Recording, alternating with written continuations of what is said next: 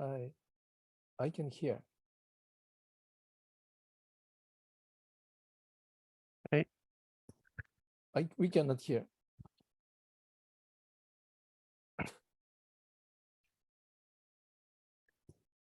To give his welcome remarks. And I would also invite Dr. Hafiz to please take the stage.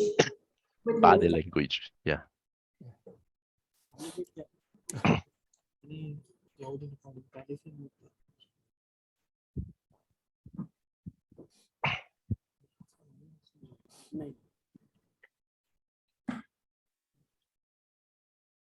Good evening, ladies and gentlemen. It's a pleasure to see you all here, particularly as we have this seminar. It's an important seminar that we're having, and we are very pleased that the Konrad Adenauer Stiftung is partnering with us for this seminar. The occasion, as you all know, is that we are around the anniversary of the Galwan clash, a bloody clash along the line of actual control. And it's also a kind of a reminder that the threat hasn't dissipated and we continue to face it. The idea is to highlight what China's overall policies have been, and also to focus on the India-China relationship, particularly along the border. So it will be divided into two parts. The first part will be a broad brush approach, where we will have three speakers, one representing the Indian point of view, one from Japan, and one from Taiwan. All three countries that have been affected by China's aggression and aggressiveness.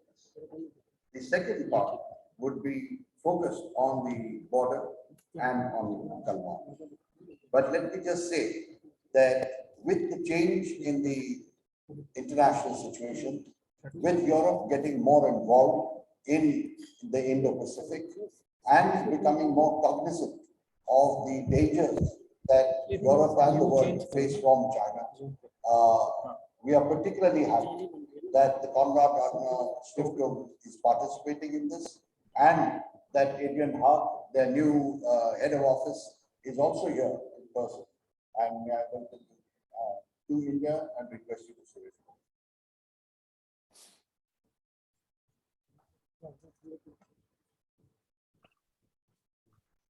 Yeah, thank you very much for this warm welcome. It's a great pleasure to give the open remarks. Today, our topic is Chinese aggression unabated. It's a very interesting term from a German language point of view, because there are two possible translations, an active and a passive one. China could rather be stopped its aggression by own choice, or could be stopped by someone else. Both translations for the title would work out in German language. And I'm looking forward to hear how our panelists will interpret this title. Having just taken over as the director of India office of Konrad Adenauer Foundation, I'm already in great contact with CCAS. CCAS combines knowledge and integrity. It's a great pleasure for me to continue this partnership.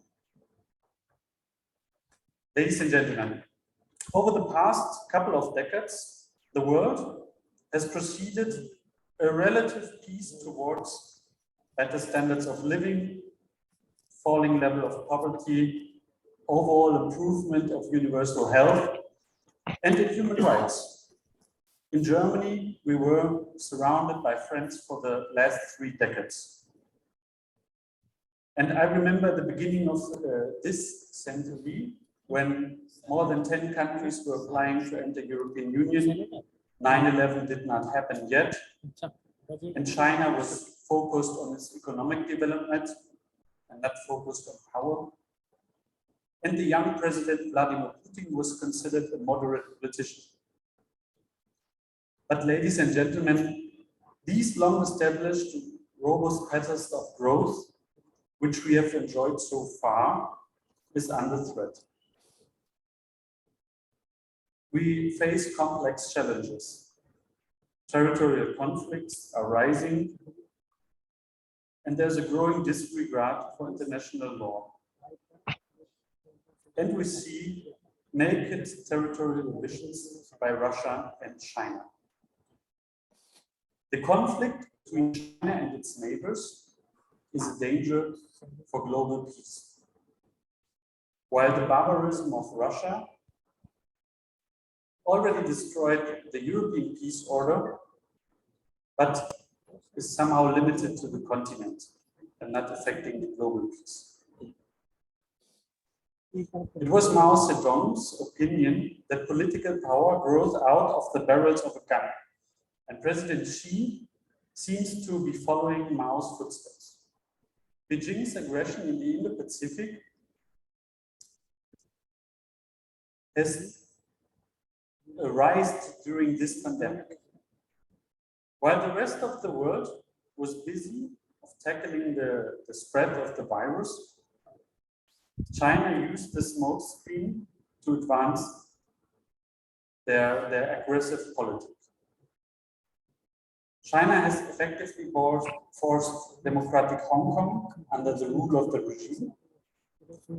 It filled camps with Uyghur and other minorities. It militarized the South China Sea, and it escalated the conflict with Taiwan and the conflict with India. Talking about China in 2022 is like talking about Russia in 2014. Much like Chinese aggression disrupting the peace and stability in the Indo-Pacific, Europe is under fire by Russia. Back in 2014, when Russia was illegally annexing Crimea, Europeans tried to negotiate. But Russia wasn't open for it. We responded with soft power, sanctions, and very soft restrictions instead of confronting Russia. But look where this has led us. Russia has to continue to break international law, destroy tools, killing civilians, looting, using rape as a weapon of war. It's pure terrorism. It's pure barbarism. It's a lack of humanity, what we see in Ukraine right now. In India's case, the conflict at the border 2 years ago was a key moment, which was, I have to admit, not enough focused on Europe. I have to admit that these events were under the radar of a major public in Europe. In the face of such imminent threats in our both neighborhoods, together as democratic nations, we must work multilaterally. I was in charge for German-Polish relations the last couple of years, and it's fascinating how similar talks are right here. There are just small differences. Russia is called China here, Donbass is called Himalaya here, and Putin is called Xi here. But apart from that, conversations are more or less the same. And Putin and Xi, they have one characteristic in common. Both only understand the language of confidence.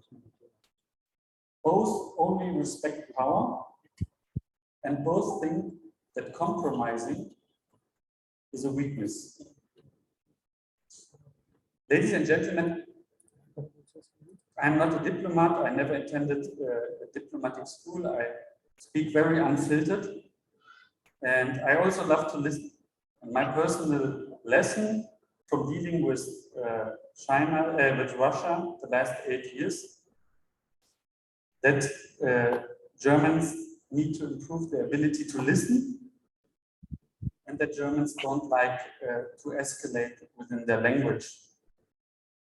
And I think we learned this lesson now. So I hope for very open, very honest debates, very honest words from you. I'm really looking forward to see your point of views. I'm really looking forward to hear your opinion. And I promise I will listen very carefully.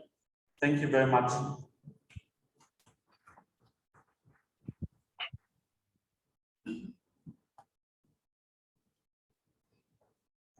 Thank you, Dr. Hart. Our first session focuses on Chinese aggression in the neighborhood. And for the session, we have Mr. Arvind Gupta, who would be the chairperson for the event.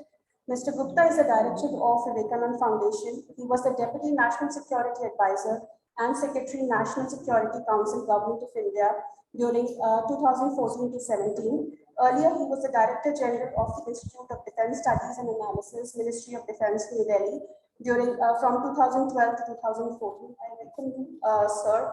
And for this session, we have Mr. Jaidev Ranade as one of our speakers, and we have two speakers who are joining us virtually. We will have them join, they have already joined us virtually. The first speaker amongst them is Dr. Lin.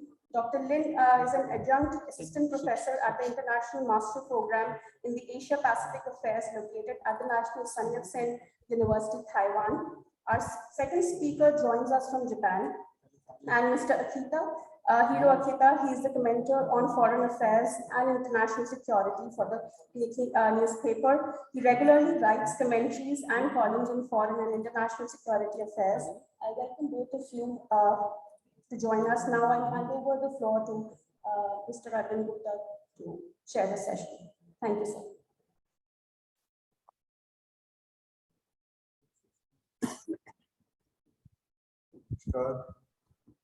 Good evening. Let me begin by thanking Mr. Jaidev Ranade for inviting me to this conference on a very important theme, something which I think echoes and resonates with all the people who are here.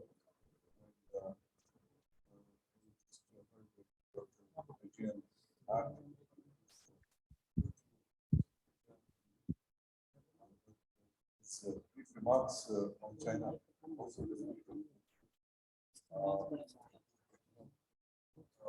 as he said, that Galwan incident, when it happened, somehow Europeans have been more, and we do some analogies with Russia, etc. But the implication was that I think we need to focus on China and its behavior. Otherwise, it will be trouble. So the theme of the session is Chinese aggressive policies in the neighborhood. Now, we are, of course, one of the largest neighbors of China, Russia. And already mentioned about Galwan. I think that changed the discourse on almost.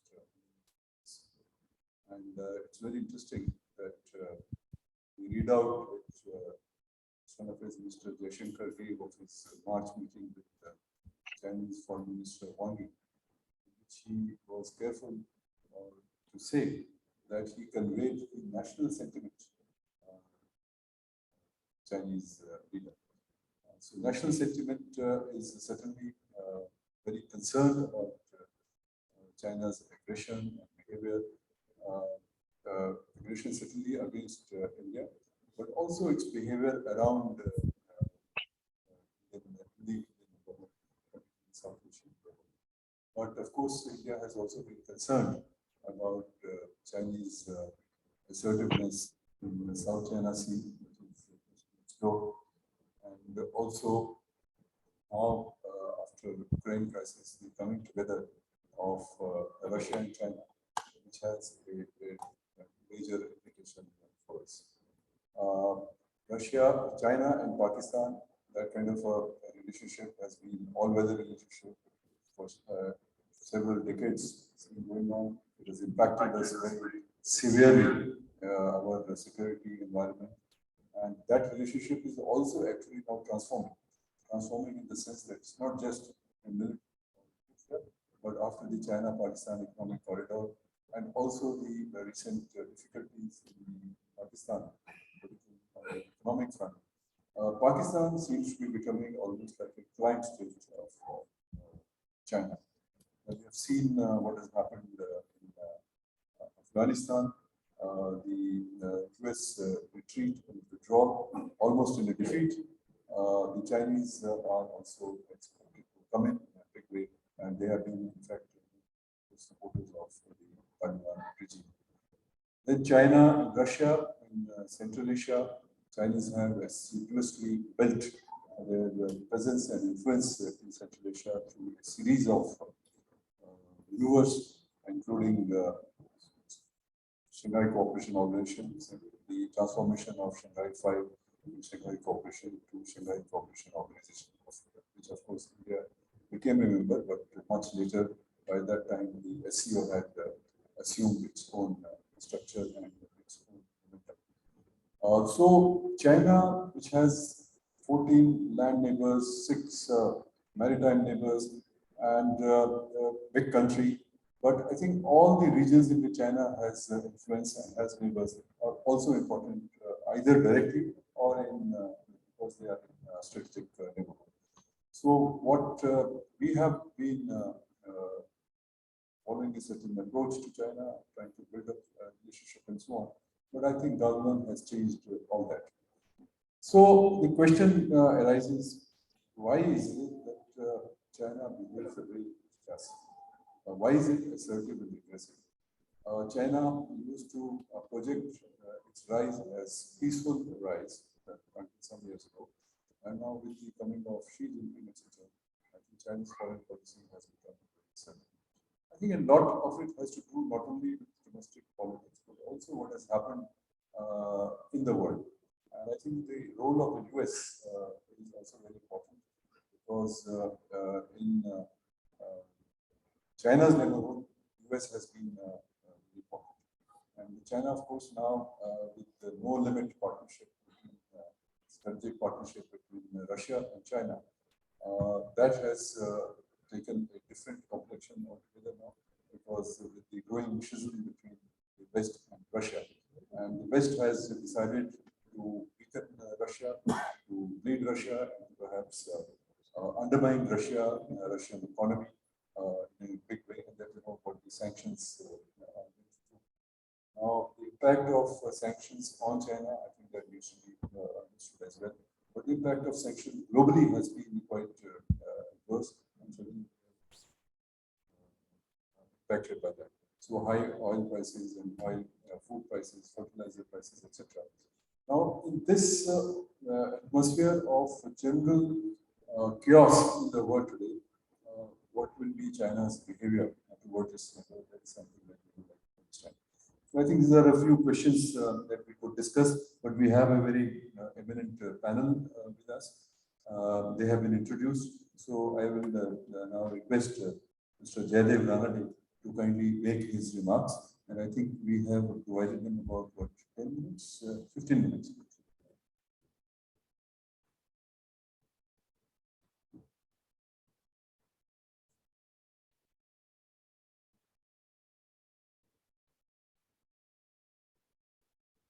Thank you, Arvind. There are a number of questions that you raised, but the topic itself raises a question. And I think Mr. Adrian Hawk has given me an opening by saying that, you know, the main topic can be translated in different ways. Past tense, present continuous. So I'm going to take it from there. And try and also touch on why China is doing what it is, how it has behaved with India, and I'll focus on that, and then what we can anticipate in future. I have about 15 minutes, I guess, so I'll compress it all. But let me start by giving a little backdrop to what we are seeing happening today. And I'll begin by saying that the world has been and remains in a state of flux. And it has been in this state since 2008 with the global economic downturn, which coincide with the shift in the centers of power from the west to the east. A shift that was in a continuing state and remains to be in a continuing state. At the same time, for the first time in history, we are seeing in the Indo-Pacific region the rise at the same time of China, India, Japan, Vietnam, etc. In other words, new and invigorated power centers are emerging in this region. While I did say that 2008 was a turning point, the Chinese certainly saw it as a turning point, and they decided that they are now presented with a window of opportunity to make their bid for a global growth, to make their bid to come on par with the United States. But before that, in 2001, Tony Blair, the then British Prime Minister, made a very telling and prescient observation. And I will quote that from you to indicate or to suggest rather that perhaps the Western powers had already started thinking of the shape of the world that they are likely to see. And by Western powers, I mean actually the Anglo-Saxon powers, the US and UK. What Tony Blair said in 2001 October was, quote, "This is the moment to seize. The kaleidoscope has been shaken. The pieces are in flux. Soon they will settle again. Before they do, let us reorder this world around us." Having said that, let me just jog your memories, collective memories, to the enunciation of AUKUS and the recent announcement with the expansion of NATO to also include the Indo-Pacific. But in this interregnum, since 2008, the major powers have also initiated other moves, and these are to expand their territory, and as in the case of China in the Indo-Pacific, particularly with us, and also enlarge their area of influence. I think Putin's invasion of Ukraine actually reflects this. It, for the first time, has brought war after the Second World War to Europe's doorstep. And it is not only a bid to reclaim territories that he feels is own, are his own, but it is also changing, an attempt to change the political geography in the region, and more importantly, to change the global international order. At that point, we look at what happened, or what transpired between Xi Jinping and Putin on the 4th of February in the summit meeting in Beijing, where it's not yet clear as to the extent to which Putin briefed Xi Jinping as to what he was about to do. But it is fairly clear, I think, to strategic analysts that he gave him a fairly clear insight into what his intentions were. And there are two indicators. One, of course, the kind of statement that came out and the fact that they spelled out their fear of color revolutions, their criticism of global hegemony, which is a code word for the United States, and the fact that they said that if there is a problem in a neighboring area, then a country is entitled to diffuse that problem in order to guarantee its own sovereignty and territorial integrity. In other words, that if there is a problem next door, then Russia or China can step in and secure themselves, which is what justification Putin is using, which is the justification, if I may remind, which Xi Jinping used when he carried out the invasion against us. But it is not only that they attempted to do, but also that immediately after this meeting on the 4th of February, when Putin went back and before he launched the invasion on the 14th, he withdrew the troops, the Russian troops that were deployed along the border with China, something that they hadn't done all these years, and indicating a confidence that he doesn't have to worry about the Chinese at all. And that is with the reference to the no limits relationship between Xi Jinping and Putin. I think that is something that we all need to keep in mind as we look ahead as to what lies in store for the world. With respect to India, let me say that there were certain critical inflection points that began taking place virtually as soon as Xi Jinping took it. In 2013, he came out with the proposal of the Belt and Road Initiative. At that point, I remember many of us pointed to the Belt and Road Initiative as something that was intended to expand China's influence and diplomatic, military, and economic power around the world. The world later on came around to our point of view about a year and a half later. More specifically, in 2015, while on a visit to Islamabad, Xi Jinping announced the China-Pakistan economic corridor. I don't think the implication of this China-Pakistan economic corridor sank into the minds of these analysts or journalists for a particularly long time. But what it did was, and let me just list 2 or 3 things. Firstly, it shed the ambiguity that China had maintained with regard to its position on Kashmir. It also came out in open support of Pakistan by agreeing to the construction of a whole lot of projects in the areas in illegal occupation of Pakistan. At the same time, they also began pressuring Pakistan into altering the national boundaries. And Pakistan began doing that by asking Gilgit-Baltistan to now elect representatives to the federal parliament rather than just sending observers. There was also an addition of military power to what was happening. And this was, to give 2 examples, the creation of the Western Theatre Command.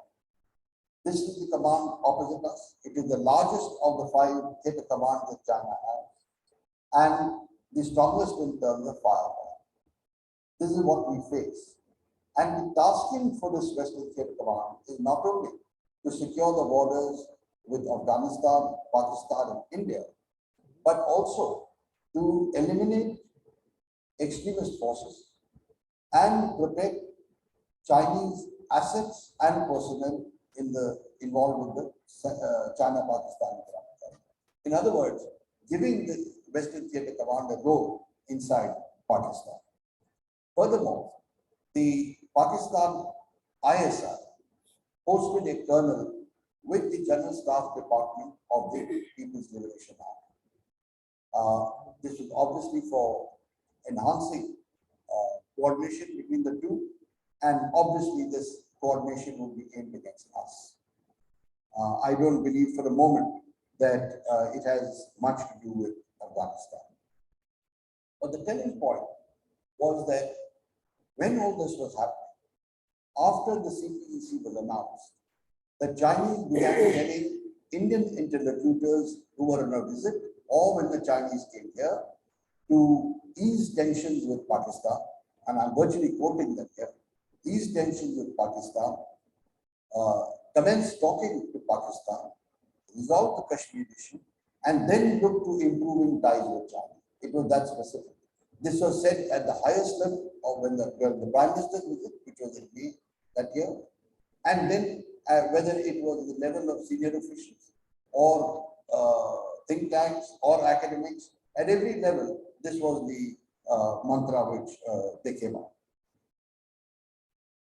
At this time, I think Xi Jinping's position was reinforced by the conference on peripheral diplomacy which he held. That was in October 2013. It's something that was not studied, I think, very carefully, but they came out with certain very important decisions. And let me mention just 2 or 3. One was that they identified countries as friends and enemies for the first time in the history of the People's Republic of China. The second was they promised the countries that did not agree to China's ambitions with sustained periods of isolation and pressure.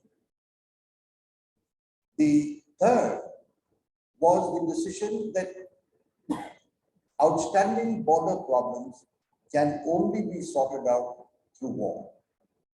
Now, Xi Jinping seems to have taken on board these recommendations, and it is in fact since then that we can start seeing the aggression coming in to Chinese foreign policy. It's not that his predecessors had not tried. Hu Jintao, his immediate predecessor, also thought that China was strong enough and he could push his claims. But the moment he realized that the US was unwilling to accept it, he backed off. He had, I would say, a sound understanding of China's power. But Xi Jinping is made of different metal. He pushed ahead with it, and that is when we saw it. For India, there were a few examples, but I would say were vivid examples which stood out. And let me just run through them. The first was the incursion at the Depsang Plains, just around the time Li Keqiang was to visit India for the first time as the Chinese president. The Depsang Plains incident happened, and it was interesting that one got to know that the incursion was planned by the People's Liberation Army. It was approved by the Politburo, and it was discussed at the Politburo. And the discussions included discussion whether Li Keqiang's visit would be scrubbed by India or not. And their assessment was that the visit would go ahead because India would be afraid of annoying China. That was their thinking in April 2013. The next was the intrusion at Chushul. Again, just before Xi Jinping was to visit India for the first time as president. Xi Jinping, incidentally, let me remind you, was appointed to his positions in November 2012. So he began acting pretty fast. And this incursion started before he arrived. It continued during his stay here, and it lingered on till after he went back. And when our negotiators were trying to sort it out, finally, when they did make contact with the military in Beijing, I must tell you what remark was what they were told by the Central Military Commission officials. They said that if you had come to us earlier, we'd have sorted it out. We didn't know. It's unbelievable. But that is what their remark was. Then, of course, we saw Doklam. Doklam by itself was not all that important. I don't think it was planned. But what was significant were the 73-day standoff and the propaganda barrage that was mounted by China against us. Every day there was a new threat. And if you went through it, they repeated things which they continue to do. They said they will revive the insurgency in the northeast. They will create trouble for us in Sikkim. They will mount international pressure to separate Bhutan from India. And they will send troops into Kashmir, ostensibly on the behalf of Pakistan, just as we have done in Bhutan. This is what they said, and it continued. Of course, when the withdrawal happened, and I must mention this because it is a pointer to what could happen ahead. When the withdrawal happened, there was a rumor that swept China that Xi Jinping had paid India a bribe of a couple of $1 billion in order to get the withdrawal done. It was denied formally by the People's Daily, which is the party's paper, by the Chinese Foreign Ministry, and by the Chinese Ministry of Defense. So they took that rumor seriously, but it was, let me just add, just a rumor. The incursion in 2020 was a major incursion, very out of the ordinary. And at one stroke, what it did was, it negated all the confidence building measures and the agreements that India and China have signed. But let me also say that the writing was on the wall for some years earlier. At least since 2016, 2017, it was clear that something was brewing and that China was going to do something. But it did happen, and the incursion or the intrusions have continued. There's no sign of them withdrawing, despite repeated border commander talks. There have been 15 held so far. I don't see that there's going to be any pulling back at all. In fact, I think give me a couple of minutes forward. In fact, what I see are preparations for completing the agenda that was begun in April 2020. It's a job half done. I think our counter build-up was rapid, which is what blocked them and has deprived them of the element of surprise. But what they have started since March this year is the 14th five-year plan, where there are major plans for construction of defense-related infrastructure. Let me just mention a few. 30 airports along the borders between India and China or India and Tibet. Extension and upgradation of the highways in Tibet, plus of 2 additional highways that were so far confined only to the Xinjiang and Qinghai regions. They come down along the LAC, along the length of the LAC. New railways, 1 high-speed railway linking Chengdu with Lhasa, which will be the second one. First is from Qinghai to Lhasa, and 2 more railways linking Shigatse, which is the second largest town in Tibet, with Guizhou and Qinghai. So there is an augmentation, a visible augmentation of Chinese logistics in this region and defense infrastructure in this region. I'm not going to go into the details of the kind of equipment that has been brought in, or the new aircraft that have come in, etc. But this is the preparation, and this clearly indicates to my mind that there is not going to be any lessening of pressure on India. And here we have in front of us 2 points made by Xi Jinping. The first was, of course, China Green, that was during the 18th Party Congress. But at the 19th Party Congress, he made it very clear that China expects by 2049 to be a global power, a power with pioneering global influence. In other words, a power which has the capacity to create new international organizations or influence those which are existing. In other words, to either put itself on par with the United States or overtake the United States.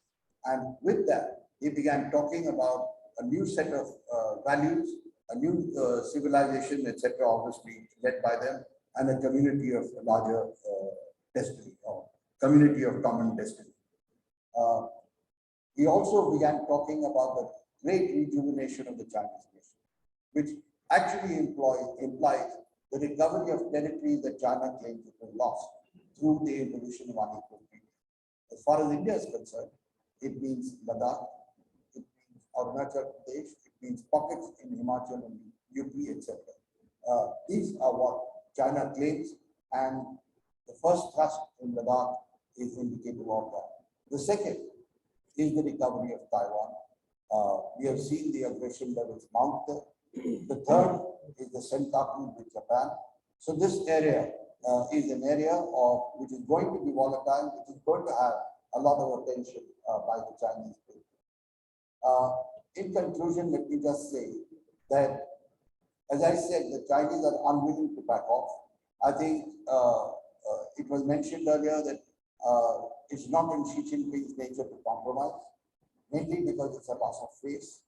And therefore, we can look ahead to a period where things are going to be very uncertain and volatile. And I think it's a time where, with other powers coming into the Indo-Pacific, with the NATO having made its statement, with the US and UK also having now come out in public about the Chinese threat, things are going to become more uncertain. And I think as far as India is concerned, we have to brace ourselves for making rough times come. After all, in any case, we are living in a rough time. Thank you.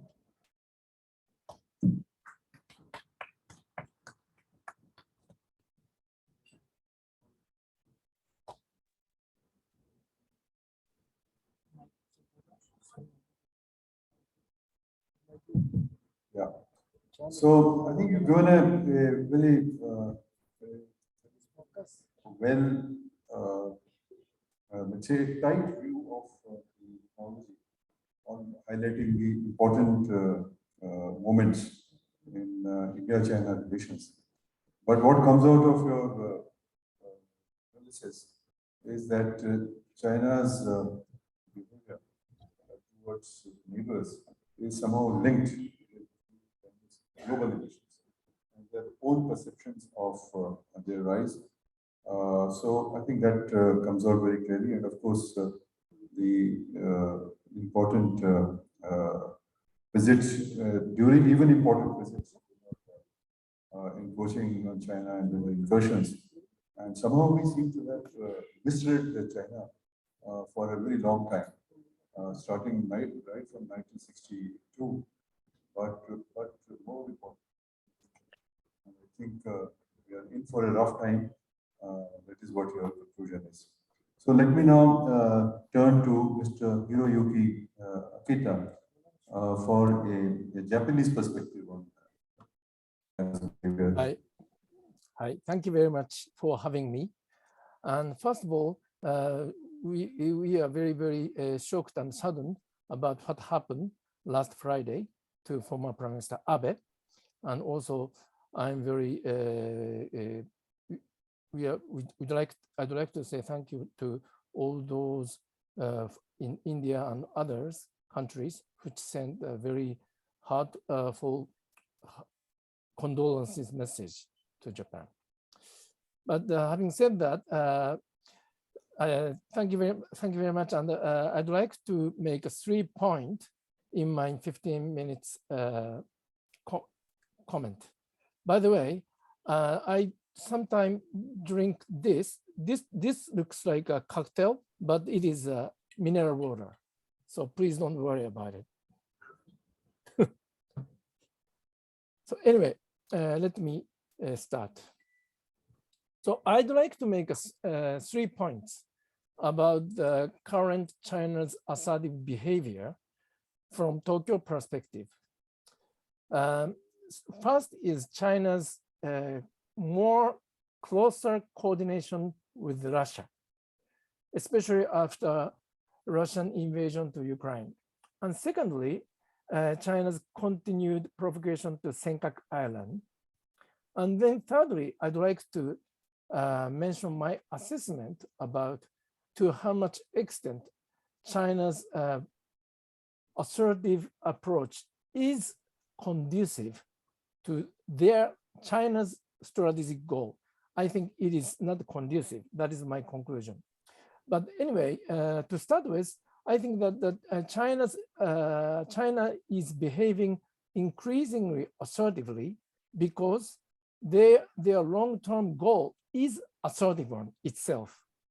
China aims to build a world-class military by 2035, and also China has a goal to become one of the greatest power in the world by 2050.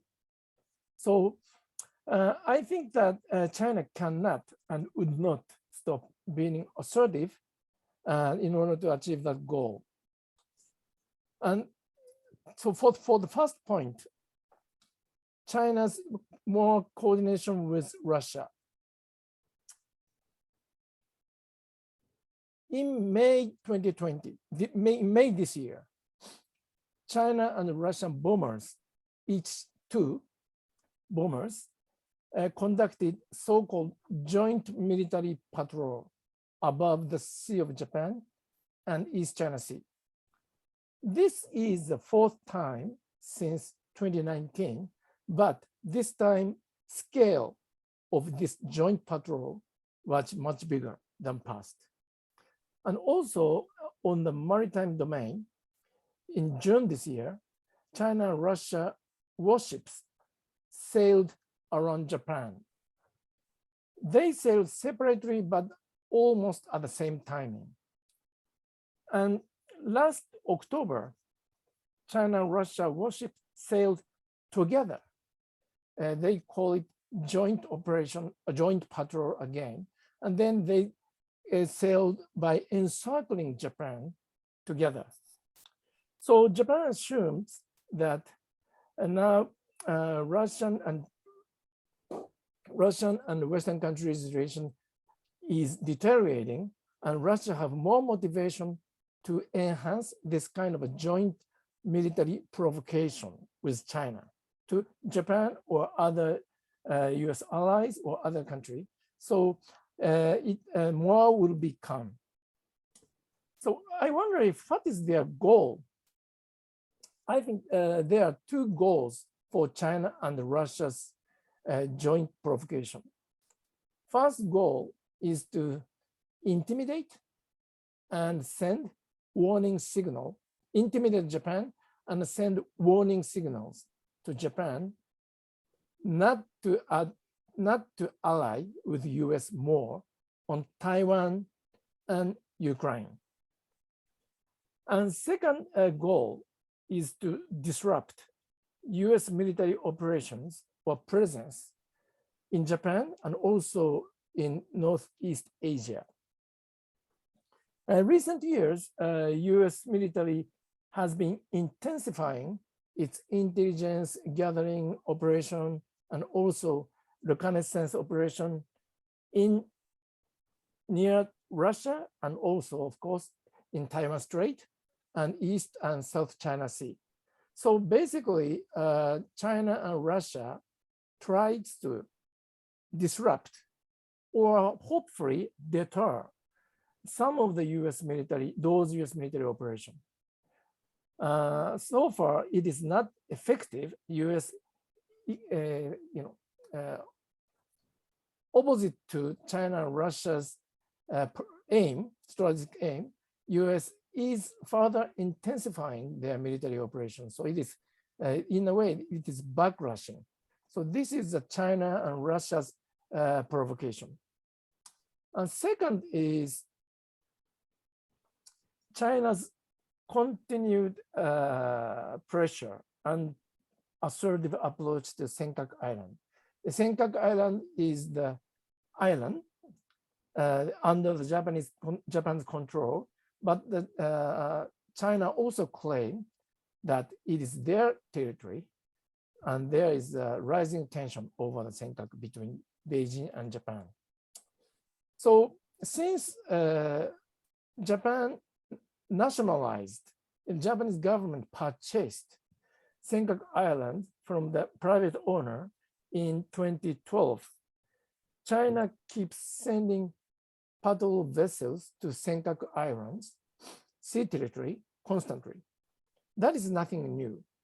But the new trend is that their level of their provocation has been going up quite rapidly. Specifically, the frequency of the incursion by China's patrol vessels and also number of the ships to make an incursion at one time also increased. And more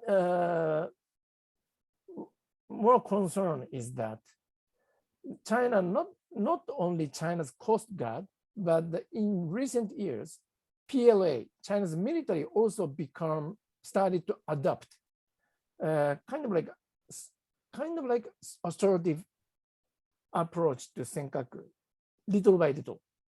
For example, July this year, PLA sent its warship near Senkaku Island. Of course, they didn't enter sea territory, but the approach to Senkaku.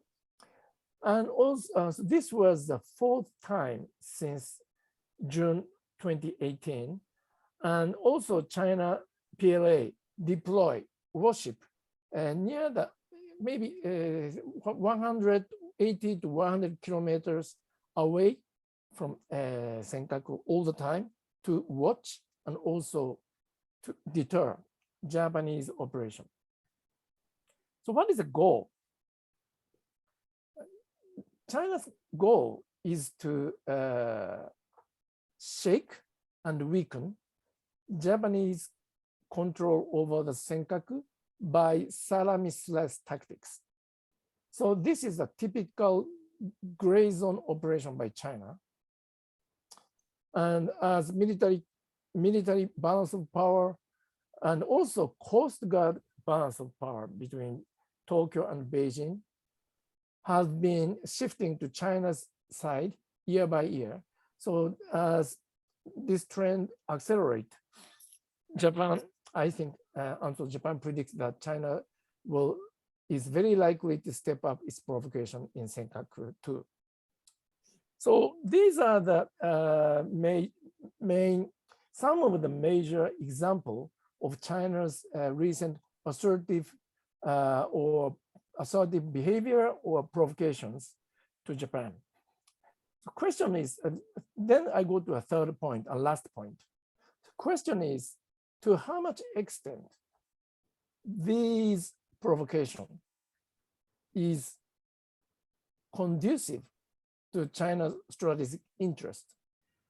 As I observe from Tokyo, it is counterproductive for China's national strategic interest. For example, as China step up its provocation in Taiwan or in the Sea of Japan or elsewhere, Japan have more inclined to enhance its alliance with the US. For example, last year in spring, when Prime Minister Suga visited Washington, Japan and the US issued joint statement and then mentioned about Taiwan for the first time in 52 years. And also, US and Japan reportedly, I think it's an accurate report, but reportedly will start to draft joint action plan in case of Taiwan contingency. It doesn't mean that Japan will defend Taiwan, but in past, there weren't any such a specific joint plan. So Japan and US will start to prepare what kind of logistic support, what kind of non-combatant civilians evacuation plan, and others started to prepare to start the draft of those kind of joint operational plan. And also Japan, in response to China's provocation, Japan has been drastically increasing capability of Japan's Coast Guard vessel, Coast Guards. And then that is also kind of backlash from Chinese side, from Chinese point of view. So there are many, many other examples. So last question is, what is going on in CCP? Why China provoke and why China adopt assertive behavior and then backlash? That reminds me India and China's example. So as mentioned in the previous comment, President Xi visited India in September 2014. And I remember that exactly when President Xi started its visit to India, PLA started to cross the de facto India and China border and make a huge incursion to Indian side. And Prime Minister Modi, as I remember, strongly protested to Xi. So it is very loose facing to Xi. And she came over, she visited New Delhi and said that I came here for new friendship. And then PLA is conducting serious provocation to India. So I think that this symbolic example provides us a deep implication about China's rational or irrationality. I don't have a clear answer yet to explain why, but there are two hypotheses about why China provoke and then backlash. One hypothesis assumption is that she is consolidating power so tightly that all bureaucrats or military officials or even diplomats wants to show more loyalty to President Xi to get promoted or to defend themselves. And then that is causing kind of a competition over the loyalty. And consequently, they act so in order to show the loyalty, military wants to be more assertive to defend their sovereignty, and then do what they did to India, what they do to Japan. So consequently, that will accumulate and cause excessive provocation or excessive assertive actions, chain actions by China and then backlash. This is one assumption.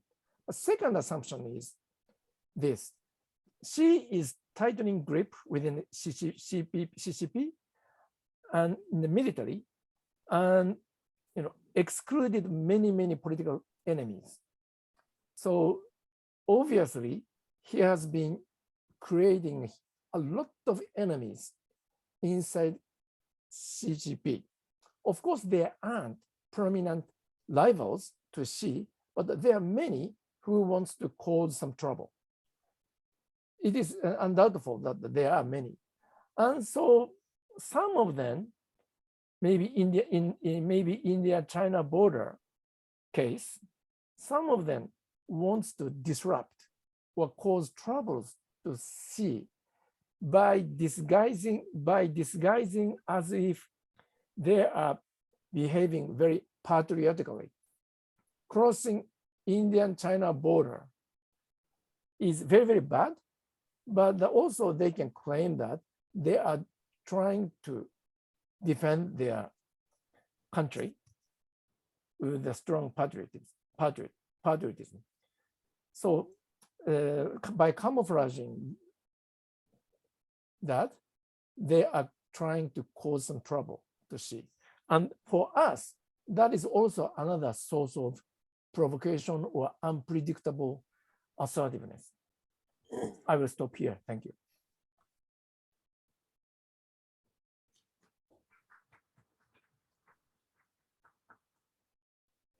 Thank you for those perceptive comments. Both Japan and India are at the receiving end.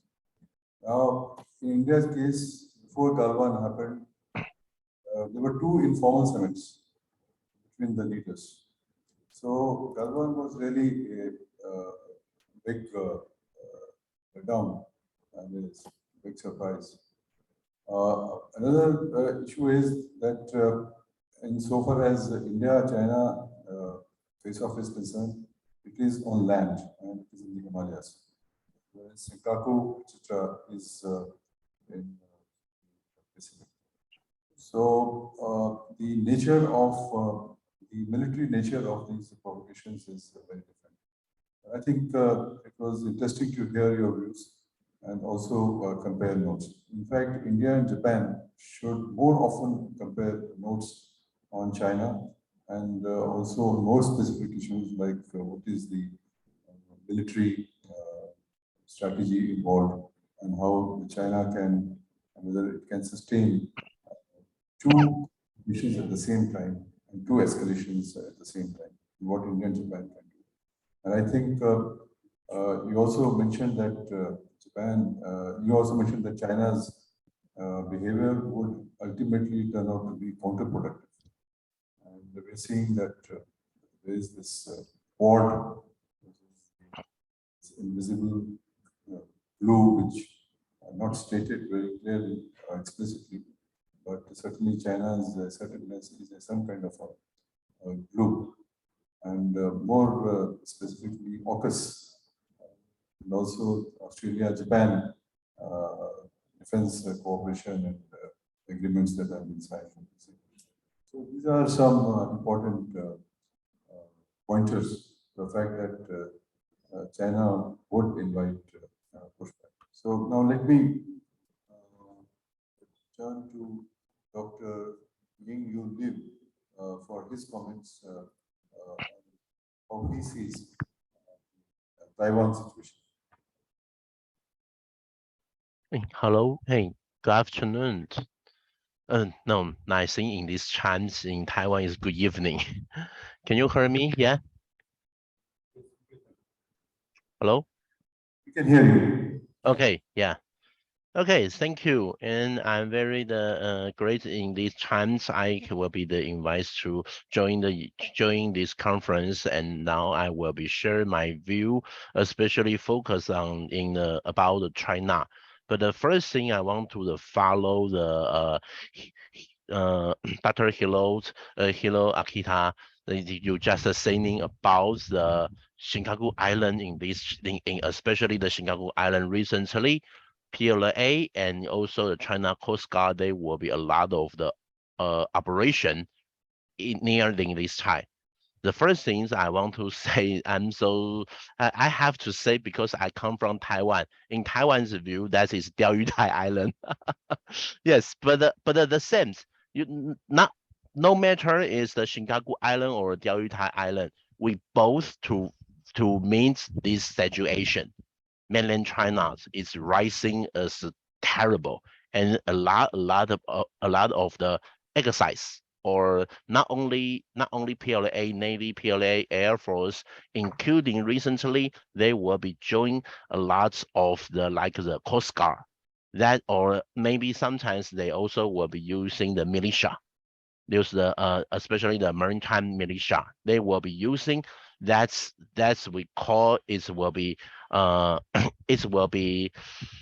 combines together the military force to using to for us. So sometimes still Taiwan and Japan and especially a lot of country, we still need to the more cooperation to meet this situation. In these times, I will be using the two ways to share my view. The first is from the geography strategy, and then another is beyond the geography. In these times, I think the Russia and Ukraine that war it will be very important for us. Especially we need to know PLA.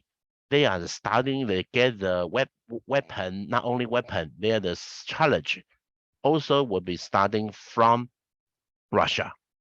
Not only the Sukhoi jet fighter, although they will be follow their direction, and then sometimes they about the war experience, and especially like before the Japan's Professor saying, they will be cooperation in the PLA and Russia's military. They are the cooperation exercise, join the exercise. They also to learning about that. And then, as we know, after the 2016, PLA it starts a lot of the military reform. But their military reform, I always say, maybe they will want to follow starting from US style. But their organization, like the military reform about the theater or like the service, different service, they are starting from Russia. So sometimes maybe they're the like their warfare, they will be want to starting from US, but their organization will be more closing Russia. So in this time, Russia-Ukraine war, PLA, they also will be want to learning about that and improve the war capability. Of course, I know now in this time, a lot of the discussions will be focused. Okay, maybe today is Ukraine, tomorrow is Taiwan. A lot of people also is worried about the Taiwan, but I have to say, Ukraine is not the same Taiwan, because the first thing, Ukraine is will be like the land. They will EU they can direct to support from the land from the other country using the iron roads direct to the shipping to give the supports to Ukraine. But Taiwan, we just an island. So that sometimes we will be have the different thinking and different challenges to defense in this situation. I still remember in the Ukraine war almost in the first month. In the first month, the CNN there will be have the program, and then the reporter they go through the E3, E3 early warning the aircraft. They are flying in the plane, and then the radar can direct to watching in top on the gift in the space.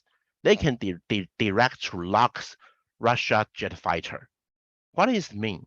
It will be mean today's all those American and EU, they say they are NATO, American and NATO, they will not direct to let their military force go into Ukraine, but they will be using like the election warfare, not only the early warning aircraft, also like the RU-135 or the UAV, they will be using that new type, that is the election warfare to support Ukraine. Why they can direct to destroy Russia's cruiser? Why they can direct to hit the Russia's tank, Russia's artillery base? Of course, because the U.S. they will be direct to give the Ukraine's military force, give them the location, like using the GPS direct to give them the location and hit here. That is mean in today in this generation, the war already changed. They don't need to let their military force to go into the battle zone. That is it is a very important point. So in this time, we can watch it near the Taiwan airspace, not only American, like the Canada or the Australia. Also, there will be election warning aircraft flying near Taiwan. But in this time, PLA they says they're the J-16 jet fighter direct to flying very near the election warning aircraft, and direct to showing they're a very danger operation. Talk to the pilot, say get out there. Why they will be direct to doing that? Because he know if in 1996, Taiwan missile the crisis, PLA they know, okay, American they will be sent the aircraft carry to support to Taiwan. So the PLA their first mission is using their military power to destroy the aircraft carry. But in this time, it's almost 25 years ago. After 25 years, that is mean today the American they don't need to let their ship driving near Taiwan. They can using the election warfare to support Taiwan. So that is why recently Taiwan's we buy the HIMARS, and then we also buy the F-16. We also buy some ship they can direct using the Link 16 to get the American database. So that is mean in PLA's view, he have to using the military power to create the zone, to let the other countries, the military force cannot near that. Of course, before we say that's we call the A2AD. But today, A2AD, he have to create the zone will be bigger and bigger. So let's ease it along. So we can know recently the PLA Navy, their thunder ship driving near the Diaoyutai Island and cross around the Japan's. And then because they know the Taiwan and the Japan between the Okinawa is an American important military base. He want to block it. He want to using the Air Force and the Navy the force to block Taiwan, because he know in today Ukraine he can direct get the support from by the train, shipping the steam, shipping a lot of the missile to shipping to the Ukraine. But Taiwan, we are island, so the slack. If today they block Taiwan or cut our slack, okay, Taiwan maybe we cannot continue to fight. That is a very important view about recently happening in the PLA. So, and then another way is in this time, the Ukraine and Russia's war, we know the tank and the artillery. And okay, but a lot of people also ask me, do you think the tank and artillery will be the change by the Imperial Aid military force? I think they will be more take care about the not only aircraft carry, they will be focused on the landing, especially the helicopter. They will be using the because Taiwan still is a small island, so they will be if they can to more using like the 075, the landing the ship, they can direct using the helicopter and shipping their the light tank direct to try to control Taiwan. Why in this time, Russia cannot at the first week to control the gift, control the Ukraine. Because at the first they when they attack the gift and then they want to control near the gift, there will be air the airport. But Russia's they're the airborne already control the airport, but they don't have enough the like the tank or artillery, so the Ukraine can hit there. But in this time, if PLA they want to attack Taiwan, they don't need to control the airport because aircraft carry. They can using that to the supports. They can using an aircraft carry like recently we can to watch 001, 002, and recently 003. Fujian, that ship already will be go down to the water and will be try to the prepare. So we can try watching that. Now in this time PLA, they also will be learning from the Ukraine and the Russia's war. And of course, they will be you also will be using the UAV because in this time the artillery, why the artillery is can hit more long and the artillery in this time not only Ukraine, Russia also will be using that because UAV can direct to the link, transfer the information to the artillery to let the cannon can be hit on the target. So in this time, Taiwan also will be more focused about that. Especially in Taiwan, we are not like the Ukraine. So the tank maybe is not more important. We will be using like the HIMARS or the rockets. It will be improve our the land battle. That is about the in the geography's challenge. And another is I will be say the beyond the geography's challenge. What is that? Cyber warfare. In this time, Russia's also will be using the cyber warfare, and then it also to share to set a lot of disinformation. Because the Russia let us to think that Russia at the first Russia say okay, because in the Ukraine, the SSM, a lot of the people, they will be more like the Russia. So Russians will be have to protect them. So they will be using the special military operation. No matter about that, but the mainland China, they will be also to think about that. Okay, if today they want to hit Taiwan, of course, they have to set this information to let the Taiwan's people will be more closing mainland China. So in these times, maybe we also will be watching PLA a lot of the exercise near Taiwan. But besides but not only real we can watch, online information. Maybe like in the Line or Facebook or also the WeChat or recently TikTok.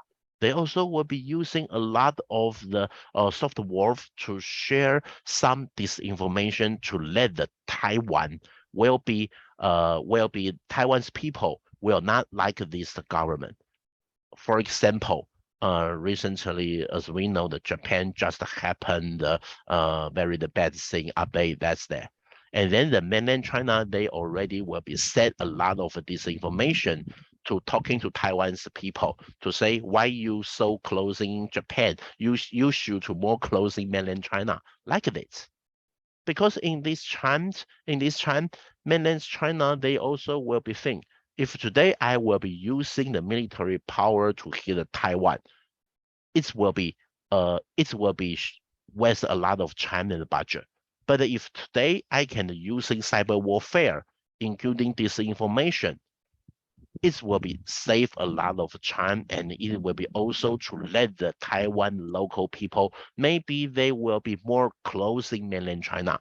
If today I using military power to attack Taiwan, maybe that people will be support us.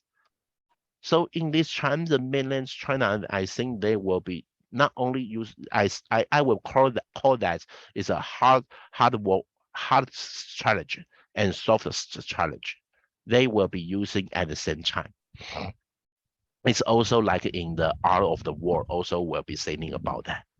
Okay, and then finally, I will be saying now in this time, the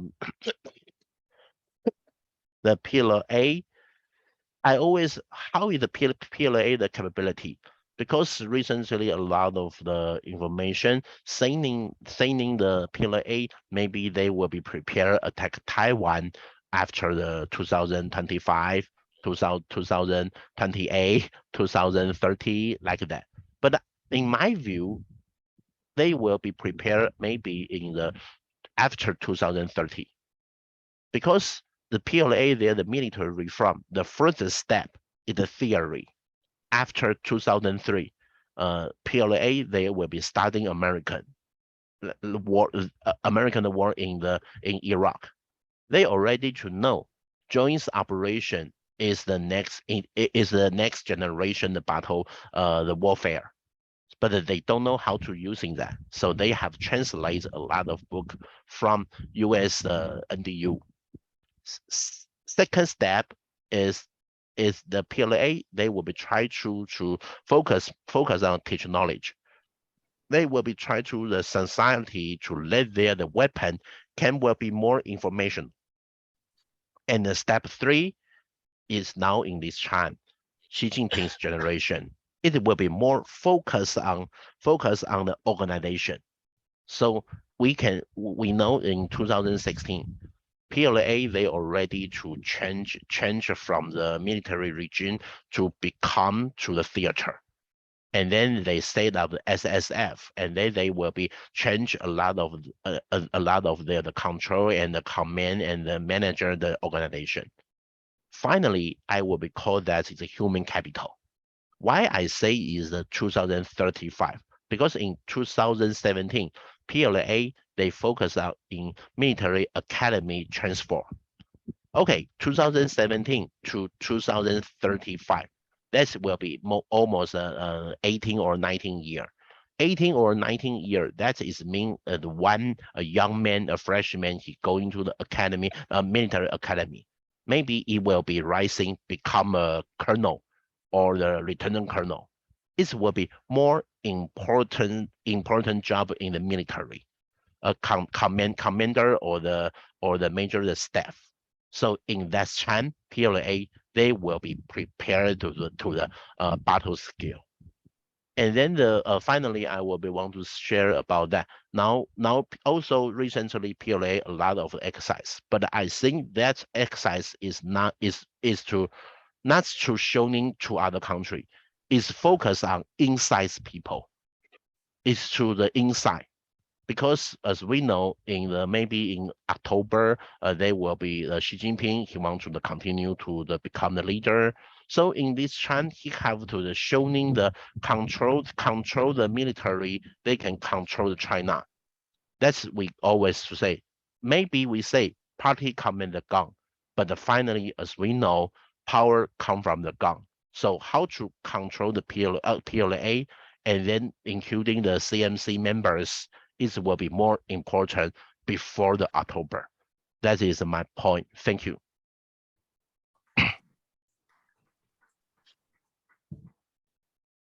Thank you very much. You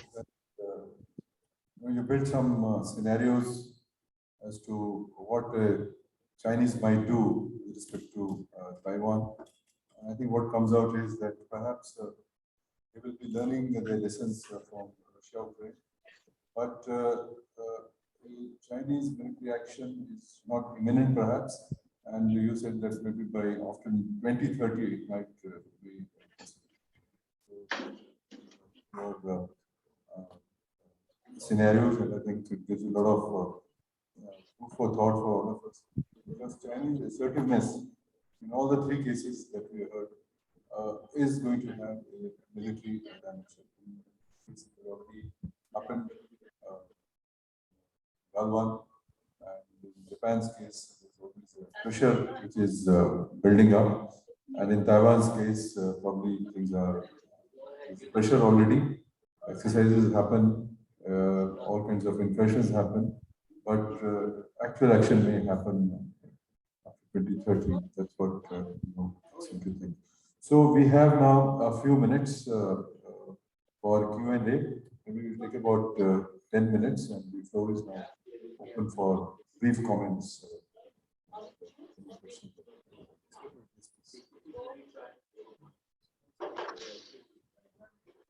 Yeah, after you, after the team.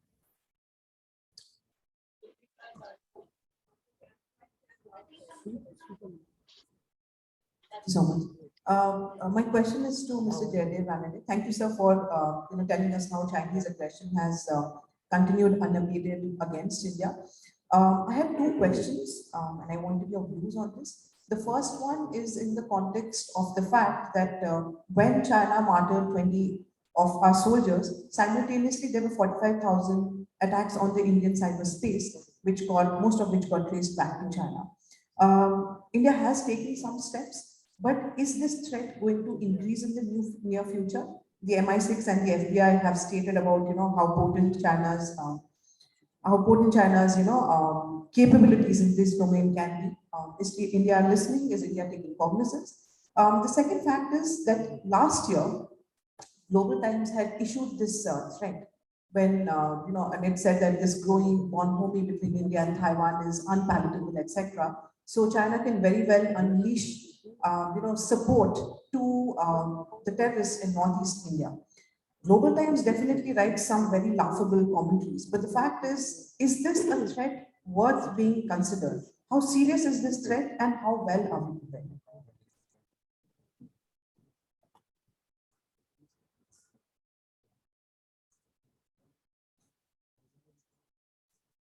You raised some very pertinent points. As far as China's cyber attacks on us are concerned, they have gone on for some time.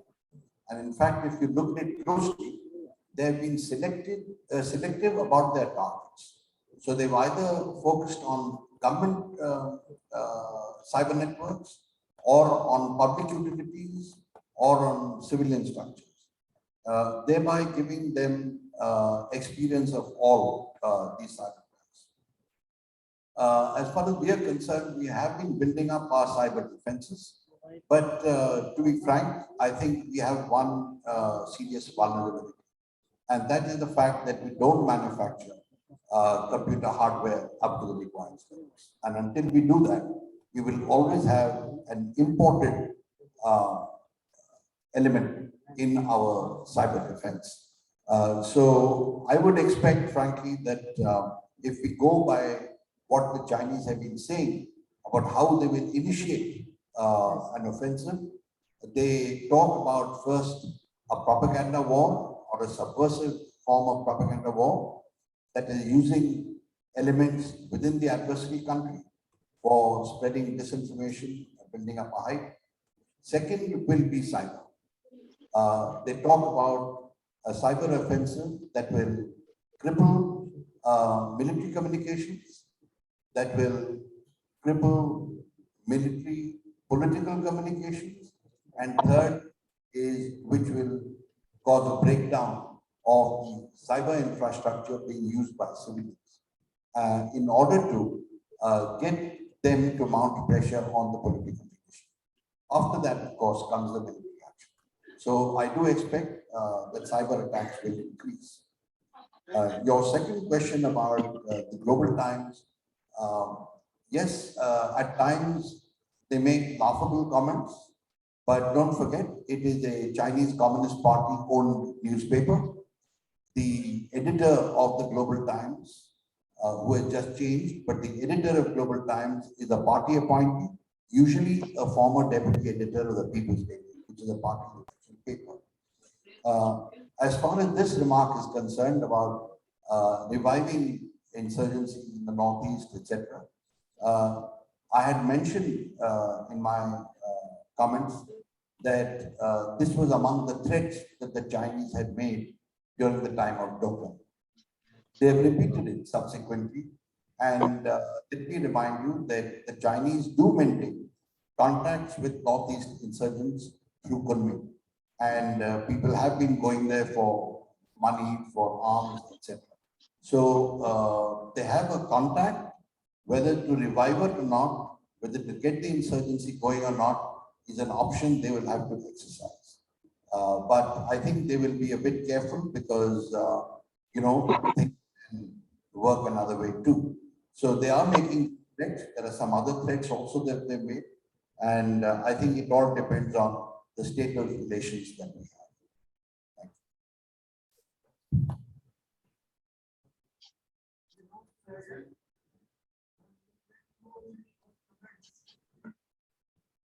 For the speaker from Taiwan, as a preface, I've been writing on Taiwan and China for the last 20 years, including in my books. Firstly, much is being made of what's happening in Ukraine related to China-Taiwan. It's a completely different question. Two reasons. The war in Ukraine cannot carry on indefinitely because of Russia, which has got all the cards on its side, not having the demographic base to continue losing casualties. In the case of China, 60, 70 years ago, Mao Zedong made the statement, yes, we can sustain a nuclear war, a few 100 million Chinese will go, we'll still have many left. And about 6-8 years ago, a Chinese general made the statement, 10 million is no loss for us if we want to take China. So therefore, they are not worried about how many Chinese are killed in a battle. Obviously, your general staff in America would be working on the thing that it's not a question of how many Chinese ships and this thing are lost, as to what degree of unacceptable damage your strategy can do on mainland China. Thank you very much.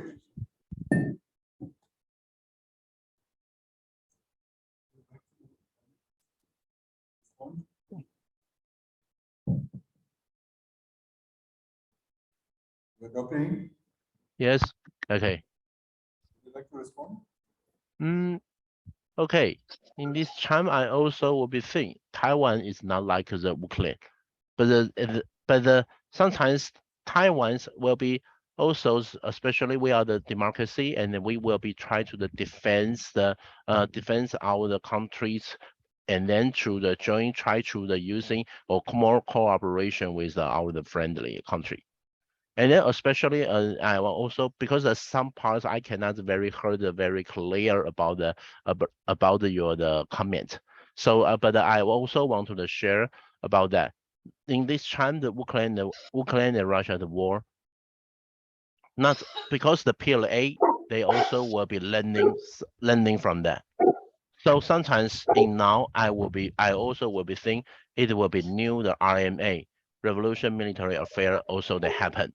Not only PLA also will be changed. We also need to change. Taiwan also will be follow about that. Especially all those Taiwan, we are not to join the RIMPAC.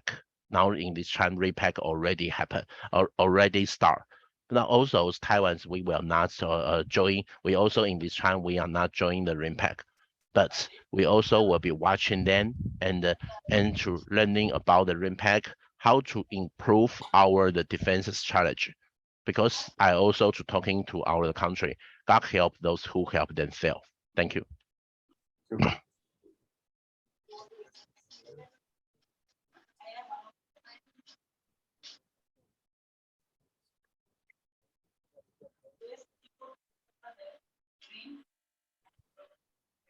Sir, my name is Kalpit and I'm from Observer Research Foundation.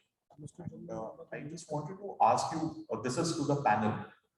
I just wanted to ask you whether there is any unanimity in you see China's cooperation with Russia, or is there any kind of a rethink within the Chinese political elite regarding its cooperation with Russia? Because see, there is a scholar who writes, who's associated with the State Council, and he's working directly with Li Keqiang, where he's said that, I think China needs to rethink its ties with Russia. It needs to abandon, cooperation with Russia. So, do you think there's a rethink within the ruling Politburo, or is there unanimity? Thank you. You're talking about how to weigh, I think, the state council level officer or official who, in fact, came out with a lengthy essay. And he said that China must cut its relationship with Russia within the next 2 weeks. He was that direct. But anyway, that's there on the web for a while, been removed, I think within about 72 hours. But there are a number of Chinese Communist Party members who have been critical of China's support to Putin and to Russia.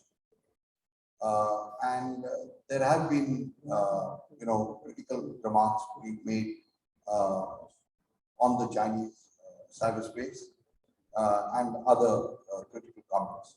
But as far as China's policy is concerned, Xi Jinping has remained unwavering and solitary behind Putin and Russia. There are 2 points I'd like to make here. Firstly, if Putin backs down, that means that he's acknowledging that there is a initial failure on his part. He doesn't want to do that right now for obvious reasons. The second is that Putin, as I said, is trying to change the global order. That is something Xi Jinping also wants. So if Putin can push the West and the United States into a corner, it suits Xi Jinping.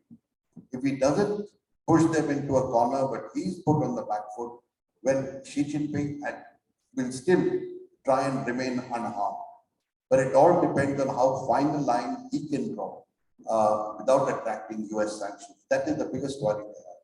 So if he does something and the US applies sanctions, then Xi Jinping has a problem because the Chinese Communist Party members will really get agitated. So that is the state of play. Question was to the panel. That's an important question. So I would request Mr. Hiroyuki Akita to comment. About the Russia, China. Oh, Russia. Oh, okay. Yeah. So as I observe from Tokyo, internally inside CCP, there is a serious review about whether that February 4th, China and Russia's joint statement was good or bad. Apparently, Beijing and Moscow agreed limited cooperation and partnership in joint statement. And apparently that imposed huge risk to a President Xi individual. If Russia failed, and if China will have fatal damage coming from its relation with Russia as a consequence of the collapse of Russia or Russian, failure of its military operation, whatever, obviously, Xi will be partly responsible for signing such a document 3 weeks before the Russian invasion. So one indication is that Vice Foreign Minister of China, who were Russian school and who have been regarded as the next foreign minister, he recently kind of virtually fired and then spin out of the MOFA. One interpretation is that internally inside the MOFA, that Russian school vice foreign minister was, accused internally about his mishandling of that joint statement February 4th. And then he was, he was kind of sidetracked. So if that is the case, that is true, maybe internally there is a review about to how much extent China should keep bidding President Putin continuously. I don't know what will be the conclusion, but obviously, China never admit that it was a mistake, but obviously there is a signs indication that they are reviewing their decision to sign that joint statement. Thank you. Dr. Ying, back to comment.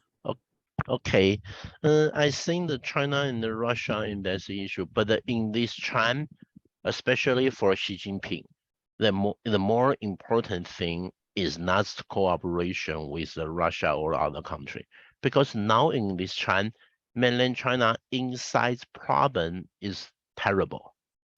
For example, Shanghai and Beijing, they are the major city, still will be blocked because COVID-19, because they say they want to keep the zero COVID-19. So everyone, you have to stay in the house. So the factory cannot work.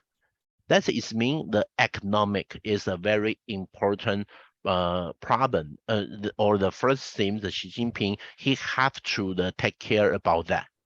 So in this time, I think maybe the Xi Jinping, of course, in the military, maybe the joint exercise, he have to continue to keep it continue with the Russia, but in some sense, he have to more take care about the inside problem, because still in the long time ago in the history, in China history, the leader or the political man will have the change or mean the problem. It's not outside problem. It's not outside the power. It's always come from the inside. Is that maybe people they are not enough the food, so they will or the people will feel the economic is go back. I think it will be it will be pushed or let the Xi Jinping, it will be the first thing he have first to take care about the inside problem, and then second to think about the outside. But of course, some people also will be asking me about that. But why recently PLA a lot of the operation or that? Because he want to showing his strong side, to showing is to improve to let the inside people can to support him. And then especially to showing the power to let the inside the people or be taken about that's kind of thing, and then forget about, okay, we cannot go out in Shanghai like this. Thank you. Thank you very much. I wonder whether Dr. Haq would like to make a brief comment.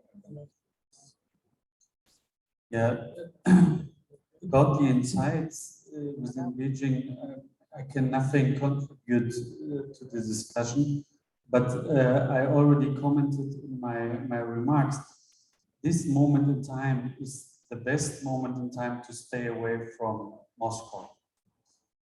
And because if like backing Russia is not really affecting Ukraine war. So actually the Chinese government is not really supporting Russia in a way that is influencing the war. But what you see is that if someone had doubts if President Xi does care about human rights or humanity or the life of civilians, you know by now, because backing Russia shows a lack of morality, and it shows the real face of this regime. And once again, February 2022 was the best moment in time to get a distance to the Russian government. And as we see, the Chinese government didn't. Thank you very much. To thank the panelists for a rich discussion. We were discussing China's assertiveness. That a lot of discussion happened about Ukraine and its impact.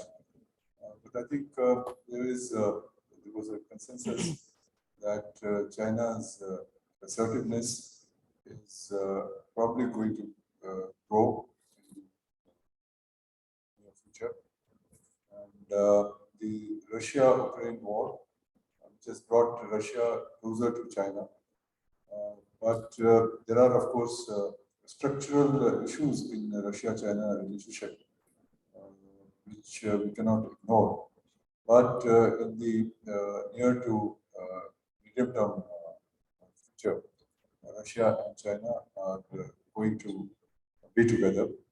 And much will depend upon what happens, what's the outcome of this war, and what is the status of Russia after this war, if this war ends at all. Right now, it seems it's going to be a prolonged conflict. And if the sanctions begin to have an impact on Russia, I think its reliance on China is will continue. There will, of course, be debates within China as to whether how close they can go to Russia, and what should be the nature of their strategic partnership with Russia. But it makes common sense that if Russia is weakened and its dependence on China grows, in some sense, China is a gainer. Russia has enormous mineral wealth, it has energy resources, and China will obviously gain from there. And Russia, China coming together will also strengthen their desire or capabilities to deal with what they call the US hegemony. I think that seems to be the trend. So thank you very much for this discussion and also raising some very important points.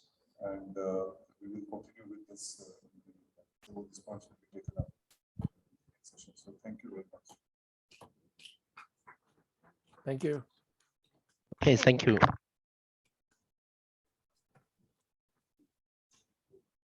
Thank you, everyone. We'll take a short coffee break for 10 minutes and we'll gather back at 7 for the next session. Thank you.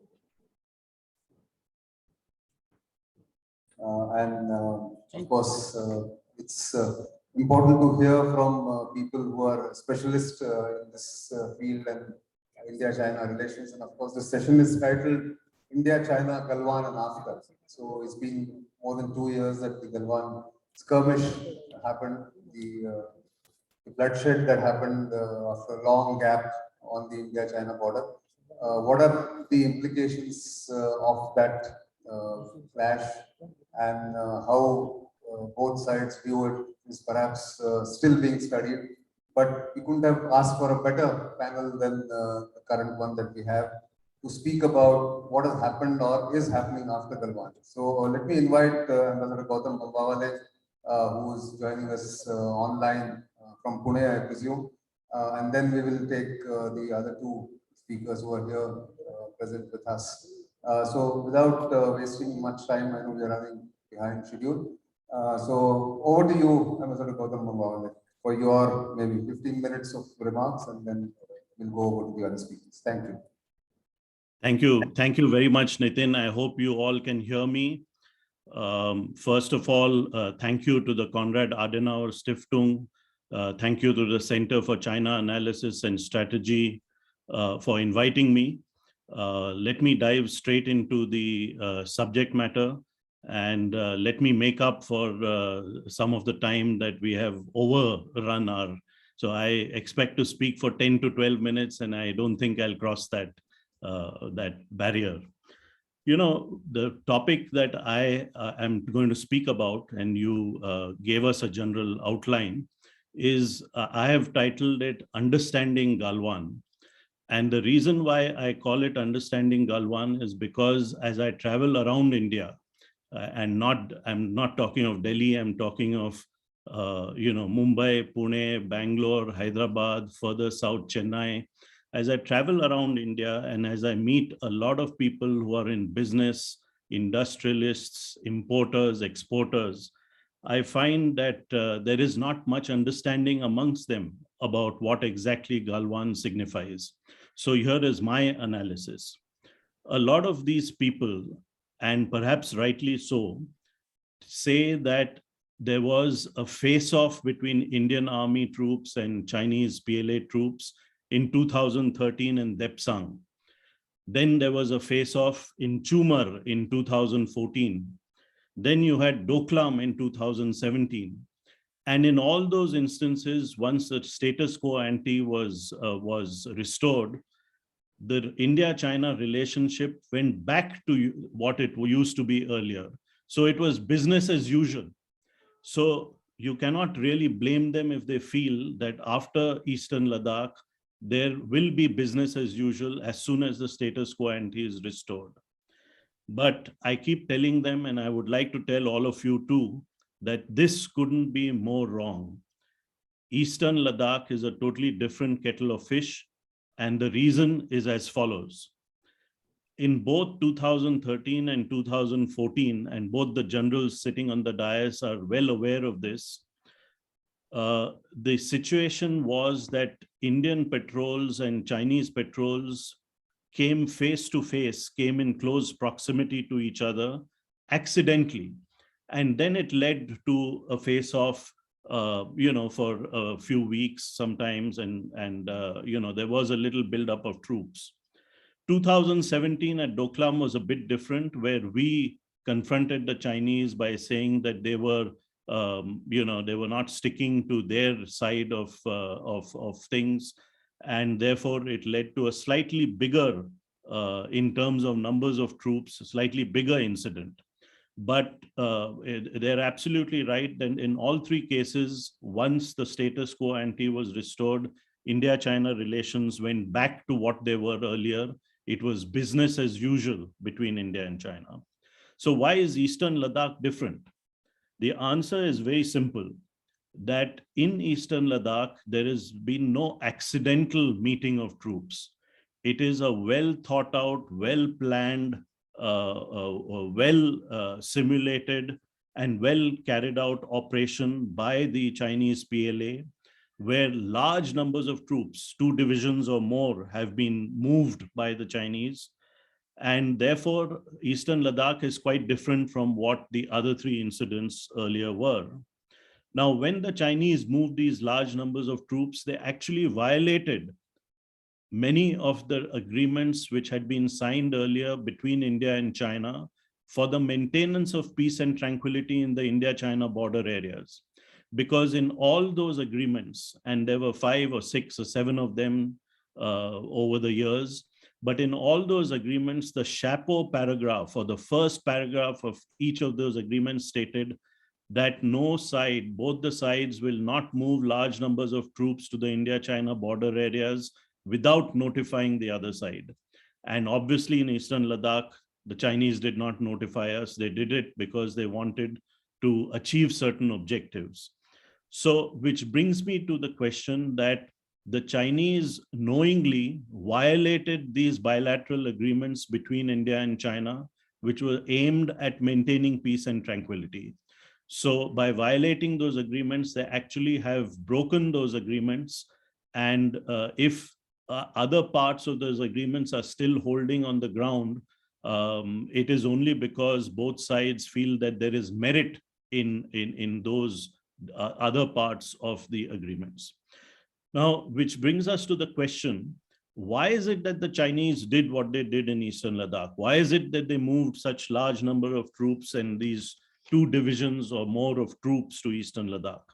And my answer to that question is that there are basically 2 reasons. I know that a whole lot of people talk about the status on Jammu and Kashmir and so on, but I think those are all ex post facto rationalizations. They're not the real reasons.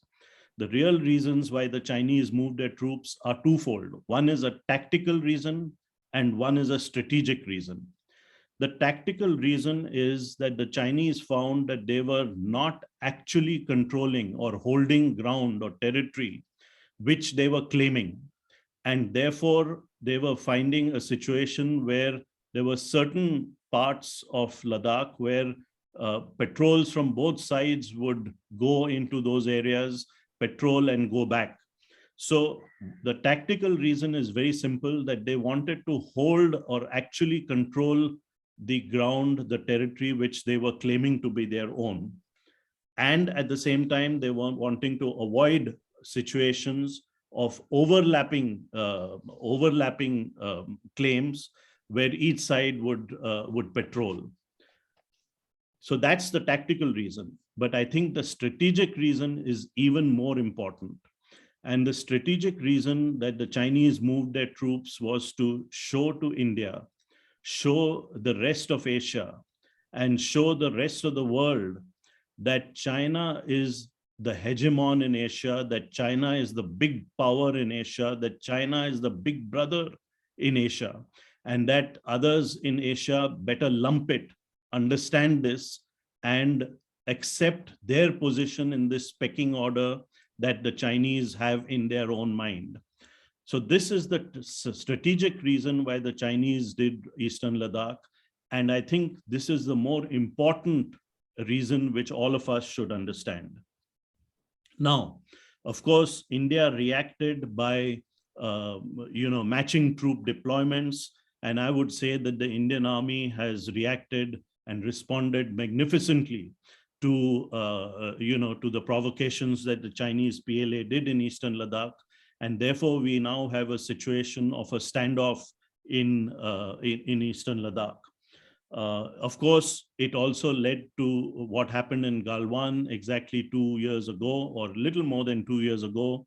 And you had, for the first time in several decades, troops who were killed on both sides, both Indian as well as Chinese. And I would also draw attention to the fact that there are now several studies in third countries which try to show that the number of deaths of Chinese PLA soldiers is much higher than what the Chinese themselves are accepting or claiming. Now, from this basic position, we come to the distinction between what is the Indian stand and what is the Chinese stand on the Eastern Ladakh standoff. India continues to argue that unless there is peace on the border, the rest of the relationship cannot move ahead. The rest of the relationship cannot remain normal. The rest of the relationship cannot be business as usual. And therefore, India has taken certain measures, particularly economic measures, like banning Chinese firms from our 5G trials and rollout, making it more difficult for Chinese companies to invest in India, scrutinizing Chinese investments in India, as we read in the papers these days, and so on and so forth. But this is very clear that without a restoration of the status quo ante, there is going to be no business as usual as far as India is concerned. The Chinese position is diametrically opposite.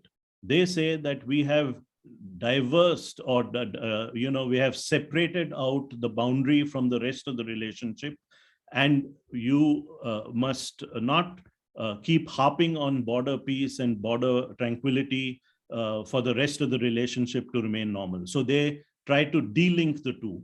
Now, obviously, this is in their interest, and therefore they want to do it. And let me share with all of you that because a lot of people asked me, why has Wang Yi come to Delhi a couple of months ago? He had basically come to test the waters to see if India was now willing to actually make sure that the boundary is treated separately from the rest of the relationship, and that the rest of the relationship could move forward. But the response he got was in the negative. And we must continue to hold that unless there is peace and tranquility in the border, the rest of the relationship is going to be adversely impacted. Now,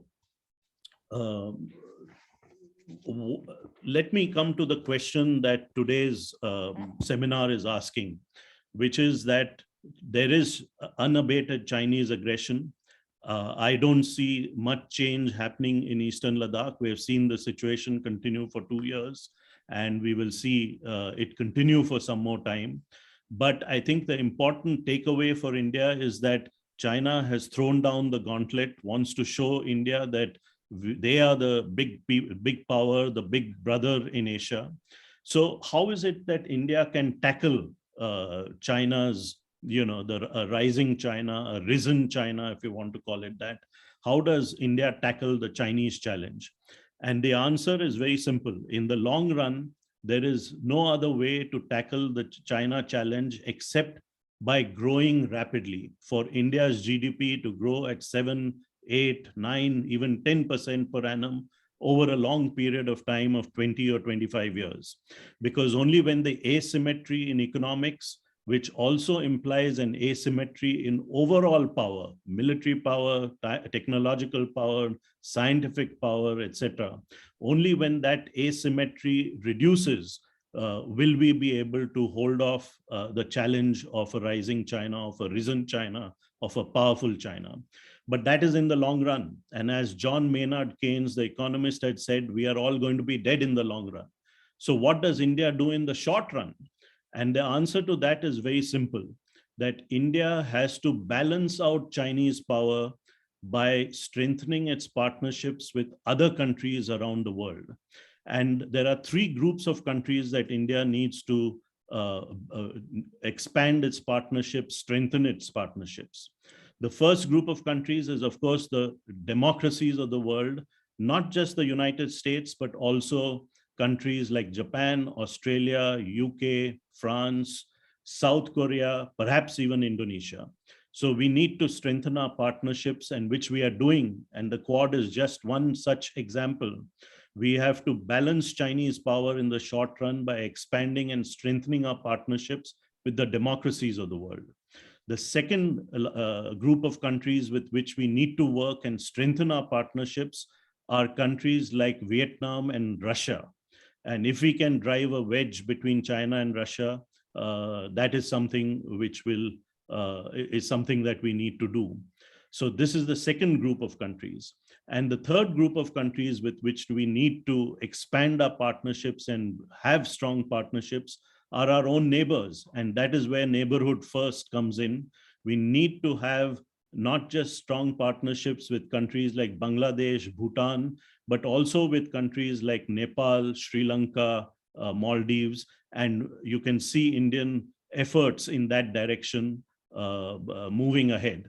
So in the short run, we need to balance out Chinese power by, by being close partners of all these groups of countries. So that's my presentation, Nitin. I've kept to my promise of 10 minutes. I'm going to end there and hand the floor back to you. Thank you. Thank you very much, Gautam. I know you usually do that. You are a master at being very pithy, but making the points. And I think it was important for the audience to know, and you pointed it out very well, about how Eastern Ladakh is different from the past decade, the incidents in the past decade, be it Tepsang in 2013, Chumar in 2014, and of course, Dolam in 2017. So that was an important takeaway, apart from your recommendation about what India should do in the short term and the long term. Thank you very much for that. Let me straight away ask General Sanjay Kulkarni to speak about his view on India and China after Galwan, and probably start with Galwan and what are the implications, what is the fallout on the overall relationship. Over to you.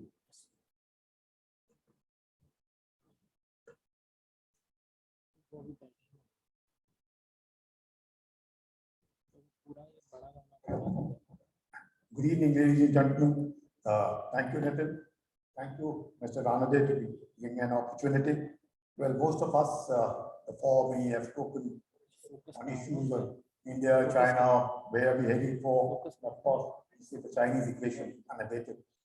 I would confine myself to something which I was involved in, or I can share my experience with you, because most of them spoke about Chuma, Demchok, Tepsang, and of course, Galwan.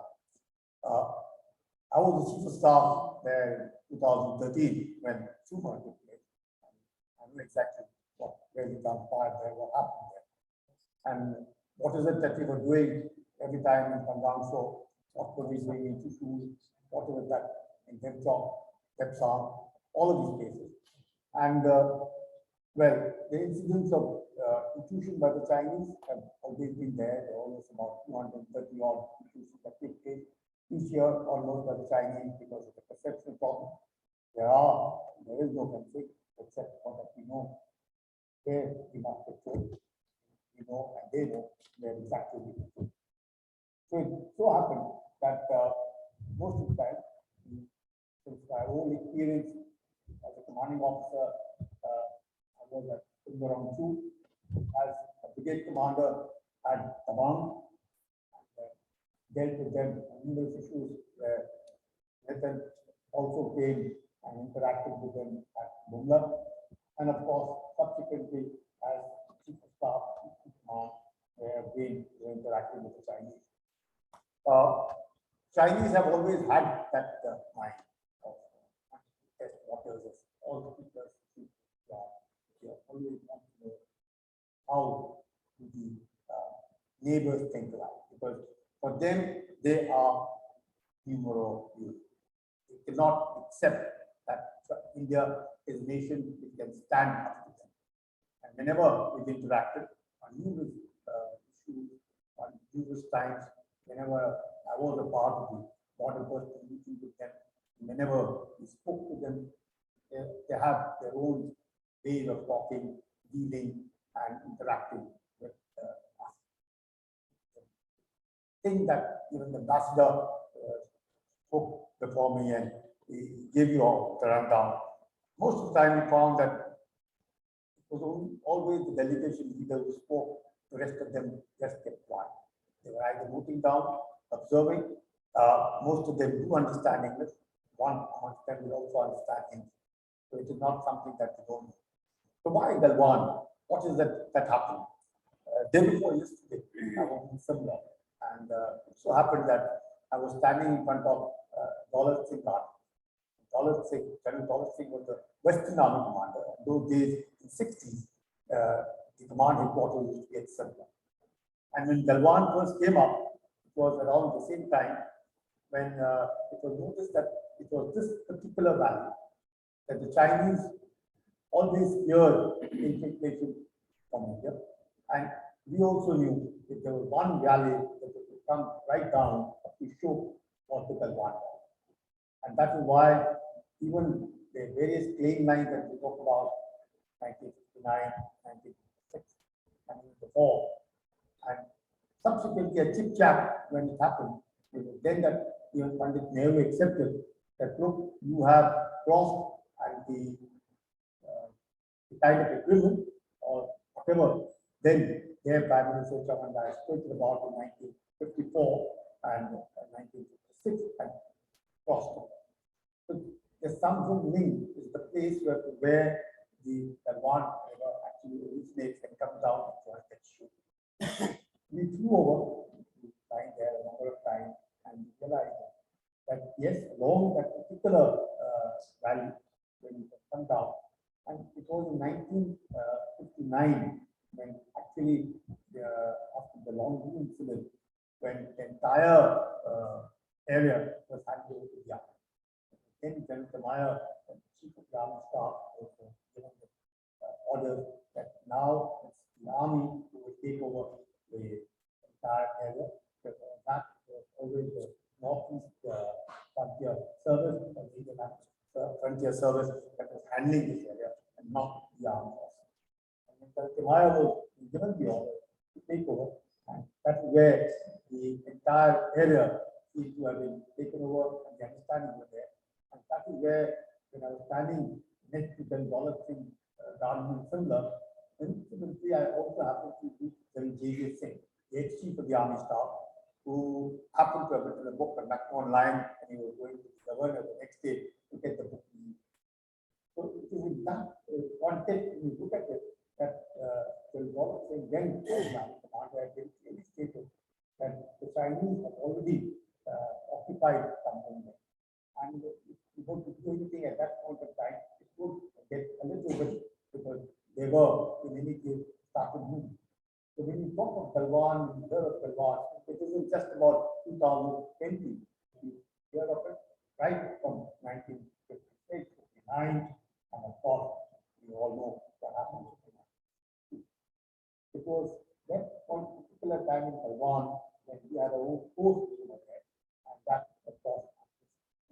forced her to withdraw.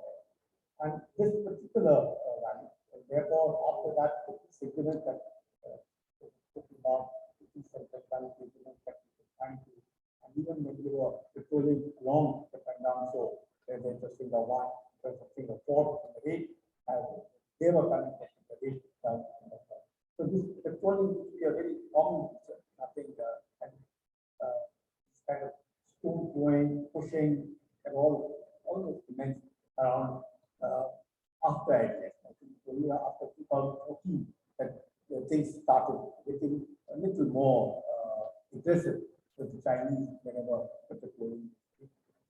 But all said and done, this particular place, Galwan, and even then also certain areas that keep coming to train, from Kapte, the aspect of Jepsan, Suma. And the Chinese never ever felt very comfortable. They never, patrolling, of course, they were always patrolling in our own area. They never transit, never ever crossed that line year of the day. PP with patrol point 14, 15, 17, 11, 10, 12, 13, all these patrol points. And of course, the army commander is here and he knows exactly what it is. He will also, the DCM also, he knows exactly what it is on the ground.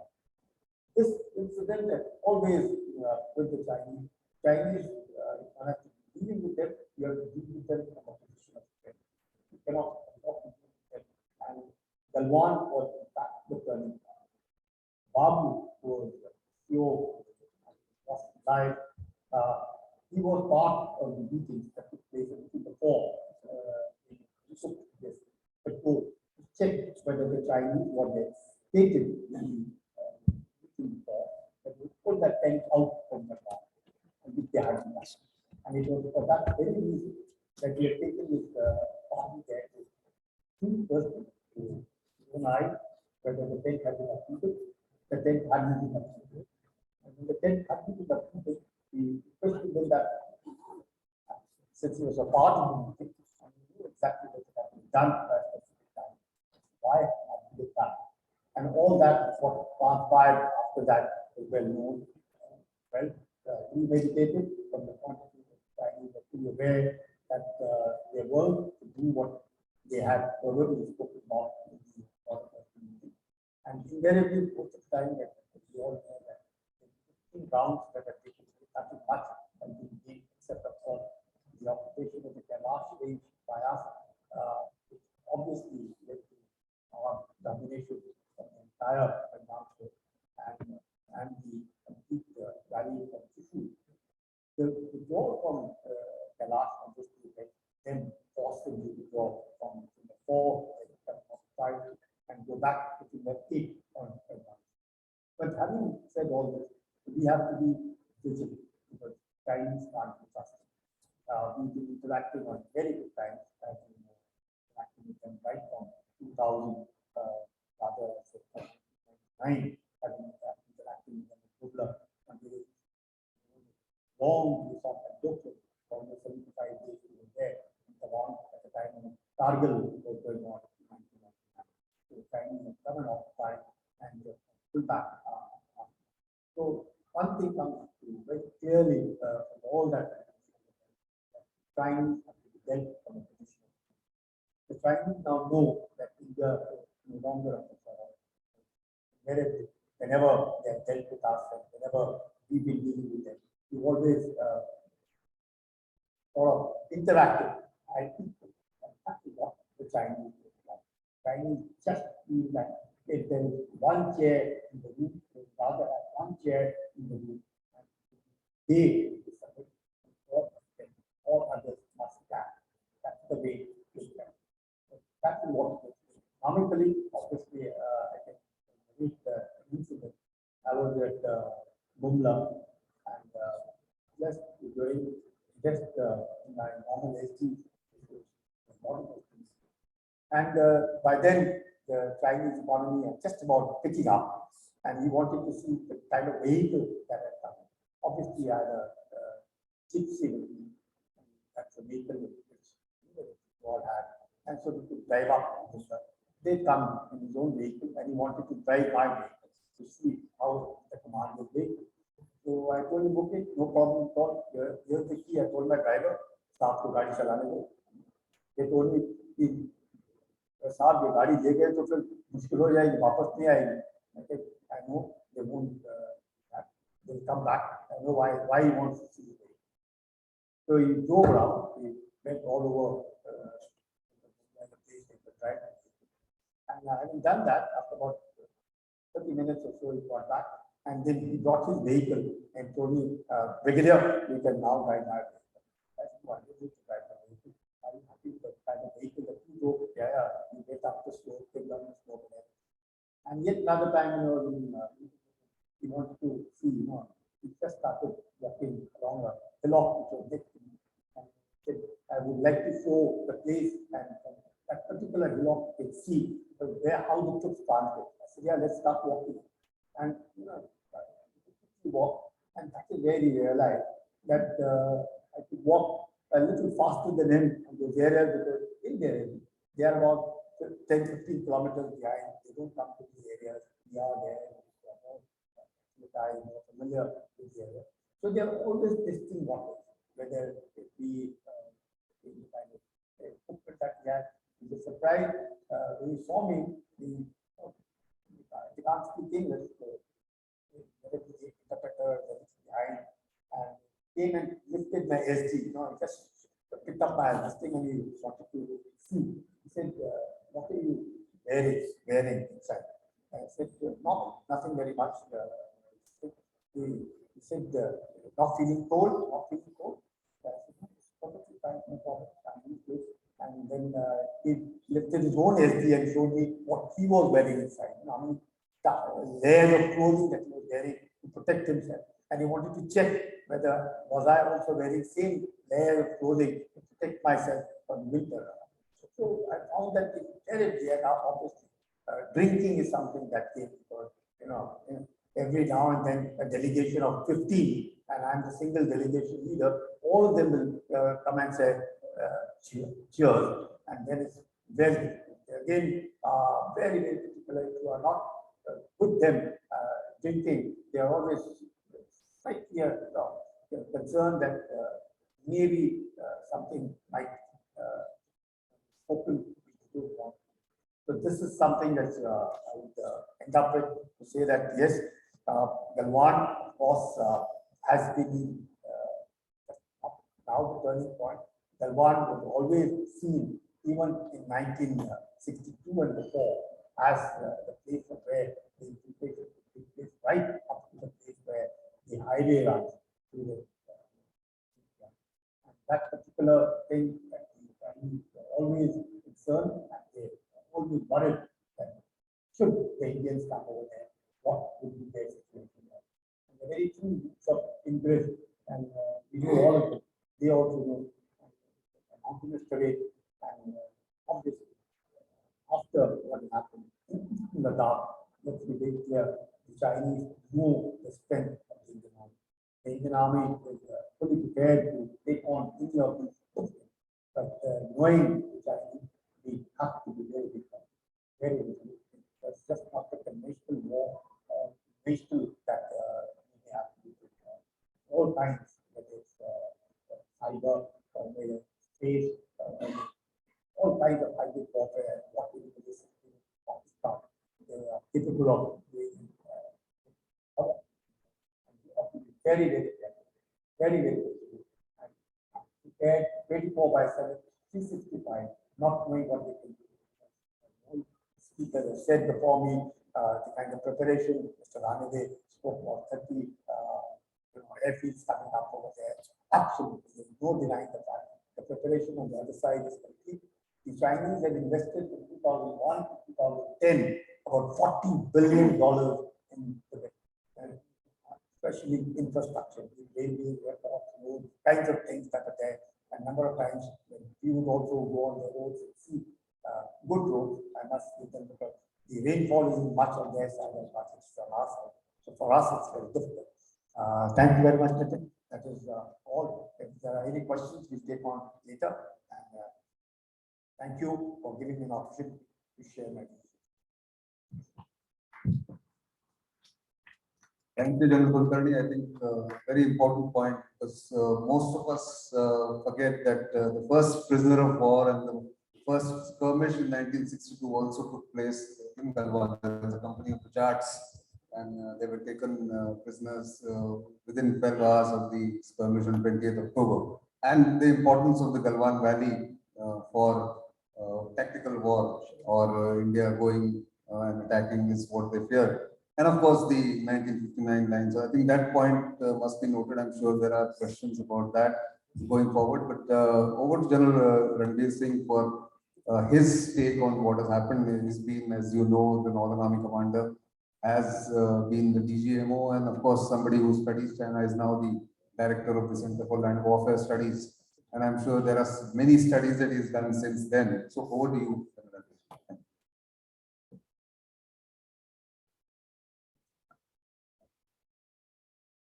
Ladies and gentlemen, Jai Hind and a very good evening to all of you.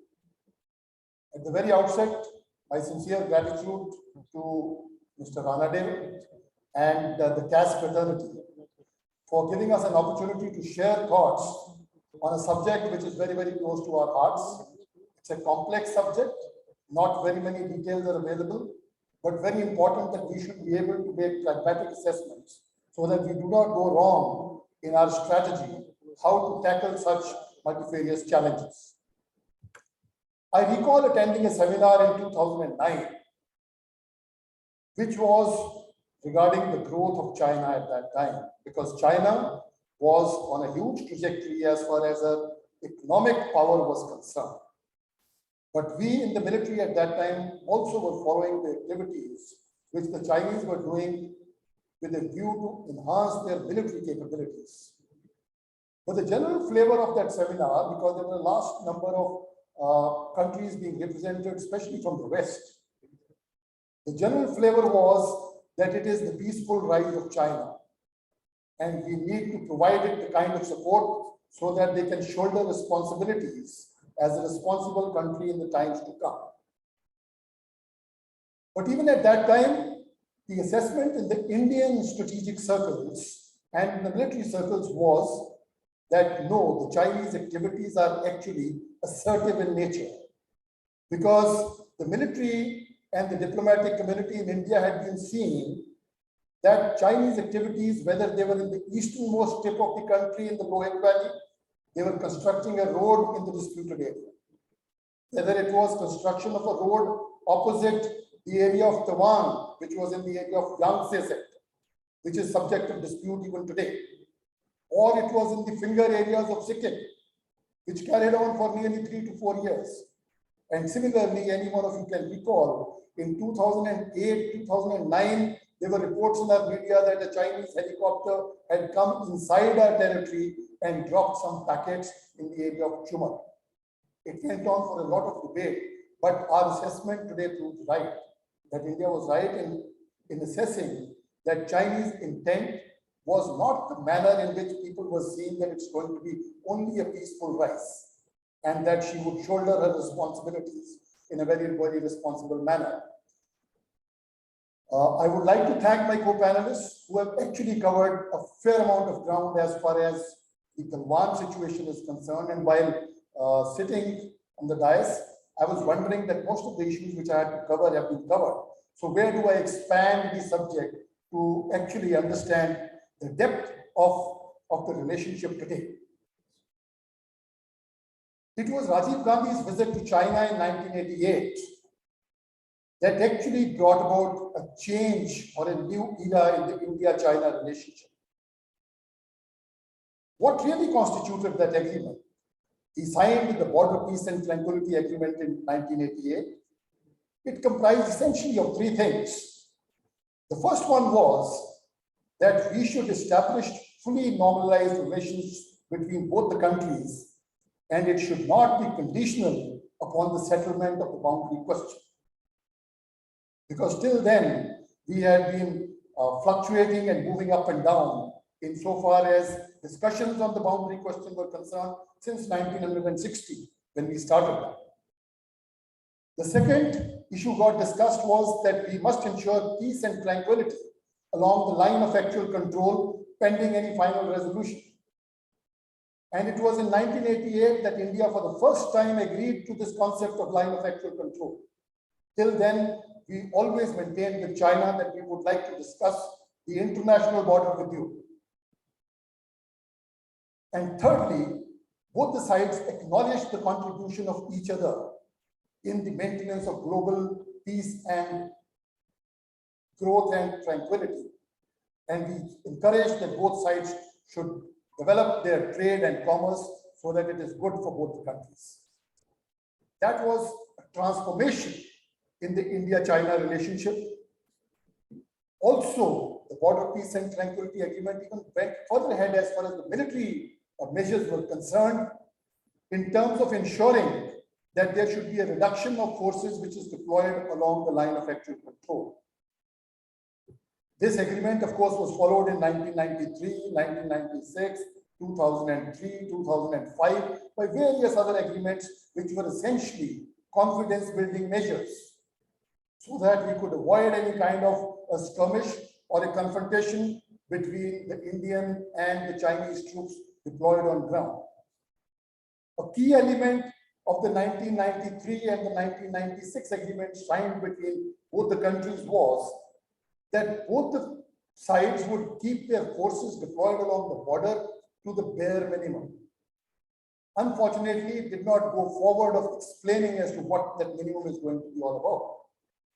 However, the 1996 agreement did bring about that there should be a restriction in terms of the number of tanks, infantry combat vehicles, guns, artillery guns more than 75mm caliber, and mortars with more than 120mm caliber.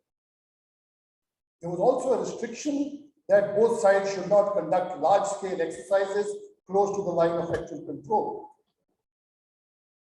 But in terms of its implementation, it actually left a lot to be desired. I think the subject today, the Chinese aggression, it should not be seen only aggression in the South China Sea or along the Himalayas, in eastern Ladakh or in Arunachal Pradesh. It is an aggression which is also in their cartographic manners. It's an aggression which is also in their media, psychological, all the 3 W's which we talk of while they are handling us. I recall an incident. We, of course, Ambassador Gautam Babbawale was the Joint Secretary, East Asia. I was in the Military Operations Directorate, and thereafter he was the ambassador in China when I was again in the Military Operations Directorate. We had an incident which happened in the area of the Dapsang Bulge, I would say, or roughly in that area. And there was a Chinese major who would every time come and he would try to cross our perception of the line of actual control. And he would always tell our company commander there that please let me go up to so-and-so spot. So when that report reached me, we asked him that please ask him as to which spot is he talking about? Who has given him that direction? And since at the functional level, there is fair amount of bonhomie at that time. So that major later confided that I have got a small sketch. This is the line up to which I should be allowed to go because I have to report to my higher headquarters that I have touched the patrolling point which has been given to me. Now, but that was a change from what they had been discussing earlier. So these are the kind of cartographic aggressions slowly and slowly. And it was not a map. It was just a slip of paper which had 2-3 points marked on that and a line drawn ahead of it. So that's the kind of instructions which he had got from his higher headquarters to be able to translate that or to move his troops to that place. And it was slowly inching forward. And obviously, when he tries to cross our perception of the line of actual control, there would be checks by our troops who are deployed on ground not to let that happen. But that gave us an indication as to how their mind keeps changing, how their intentions, how their perceptions, because people keep changing. Newer soldiers come. And that slip obviously was a new slip which had been prepared to show to the Indian company commander. While all our relations started improving from 1988 onwards, whether it was in the military field or in the economic field or in the diplomatic field, and India too felt that possibly we should move ahead by ensuring that our relationship in all other fields progresses while we keep the boundary question to be discussed separately.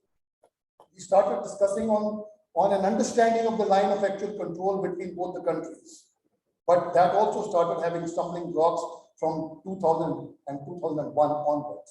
Actually, from 2000 onwards, the momentum of this agreement started waning. And that's the reason why in 2003, then Prime Minister Atal Bihari Vajpayee, during his meeting with his counterpart in China, they agreed that now we need to take this relationship in terms of the boundary question to be discussed at the political level.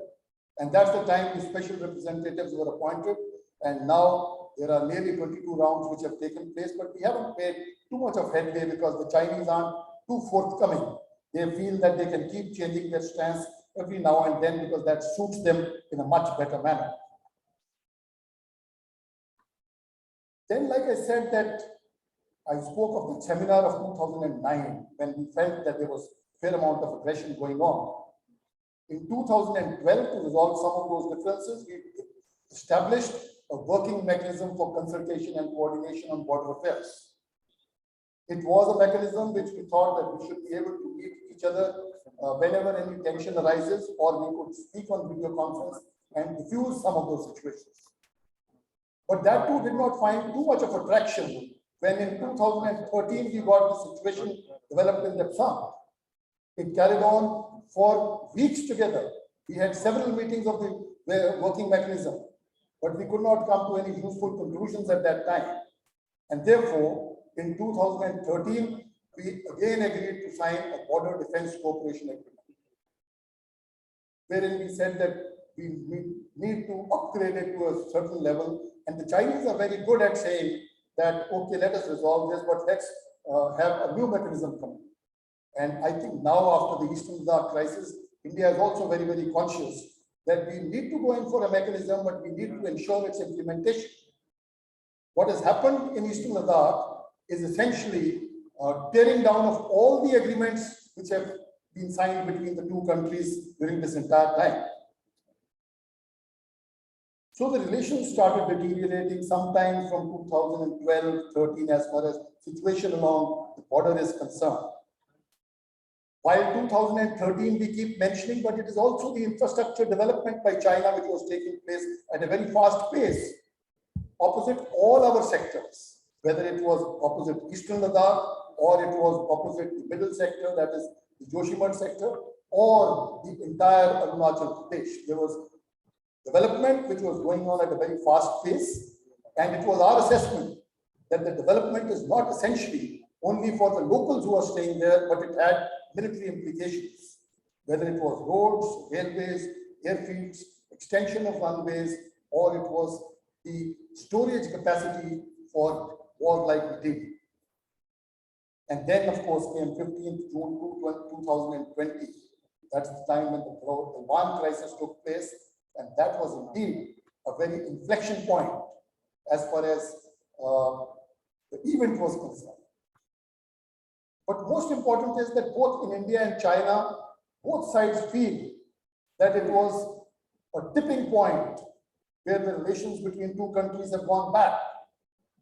But also equally important is that both sides blame the other for what happened on 15th June or in the period preceding 15th June.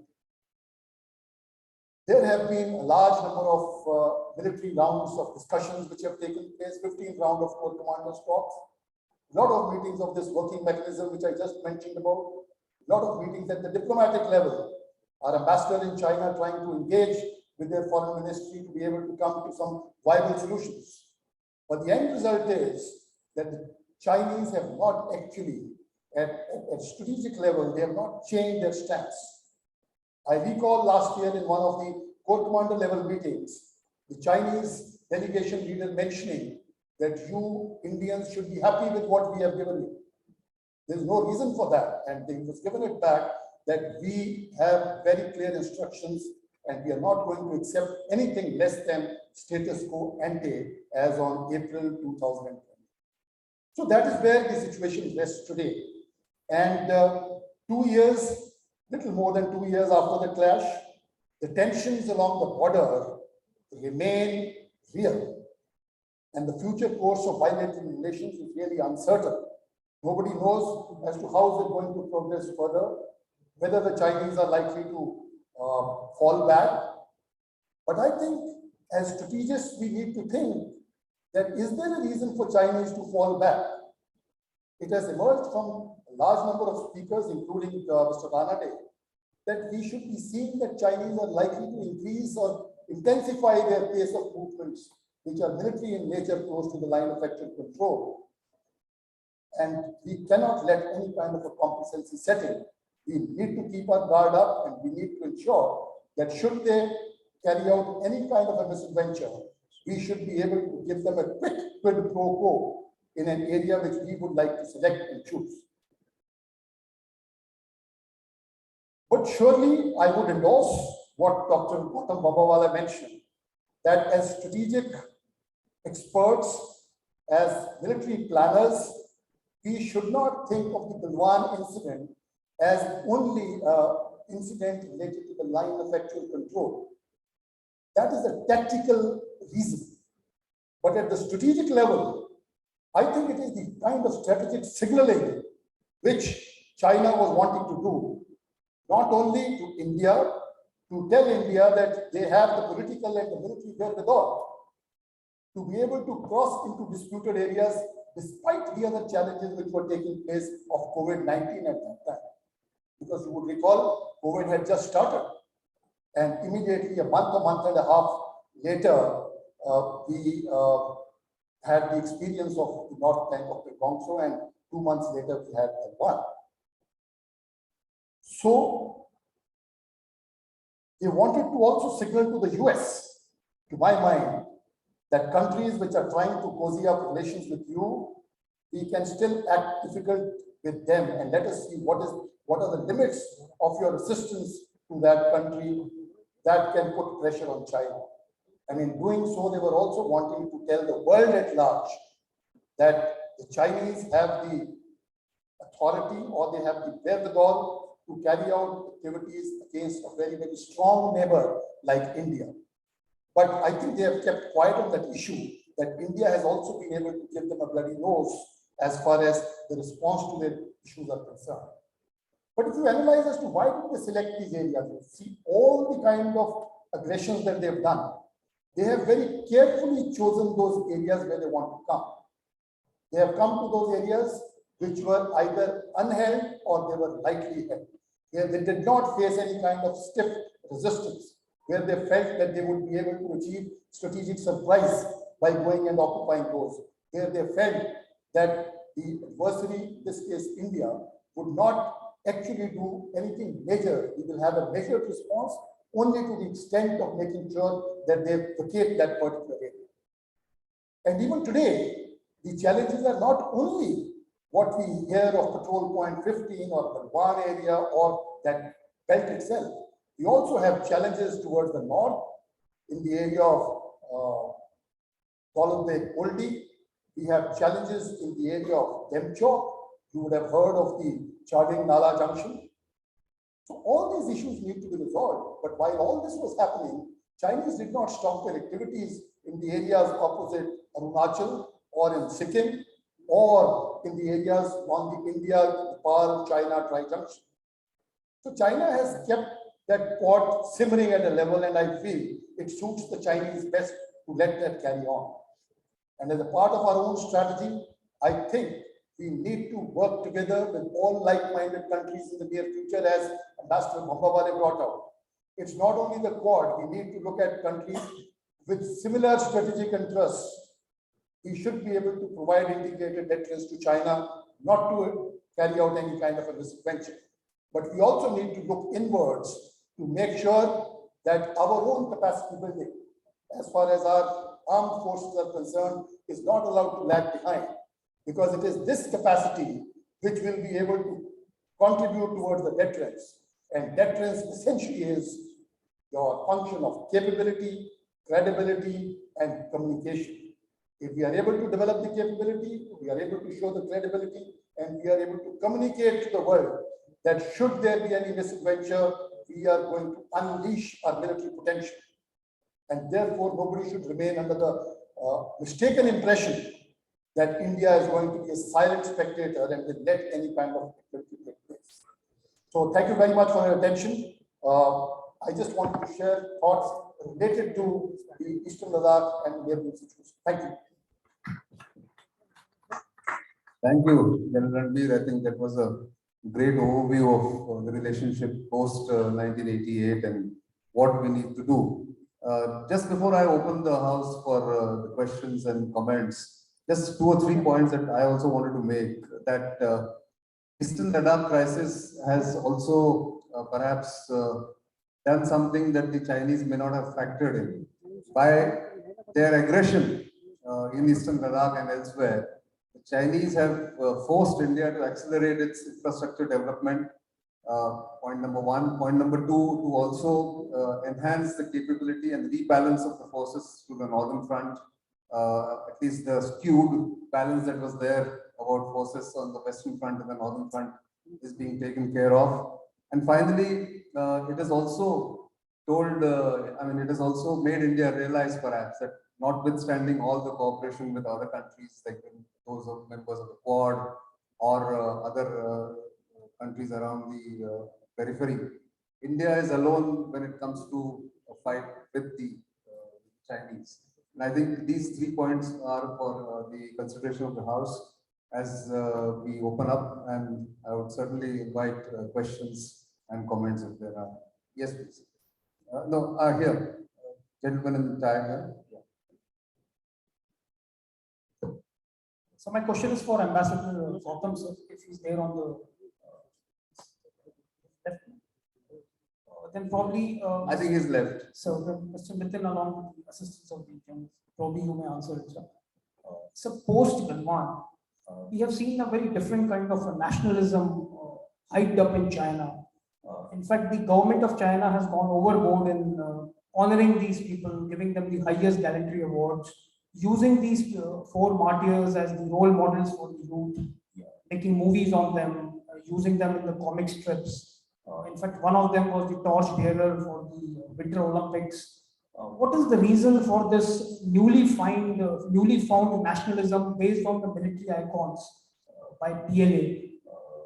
Is it only for the domestic audience, or is it to give a message to India that, look, we have not forgotten Galwan, and these are heroes for us, and we may come back to you anytime? What could be the reasons?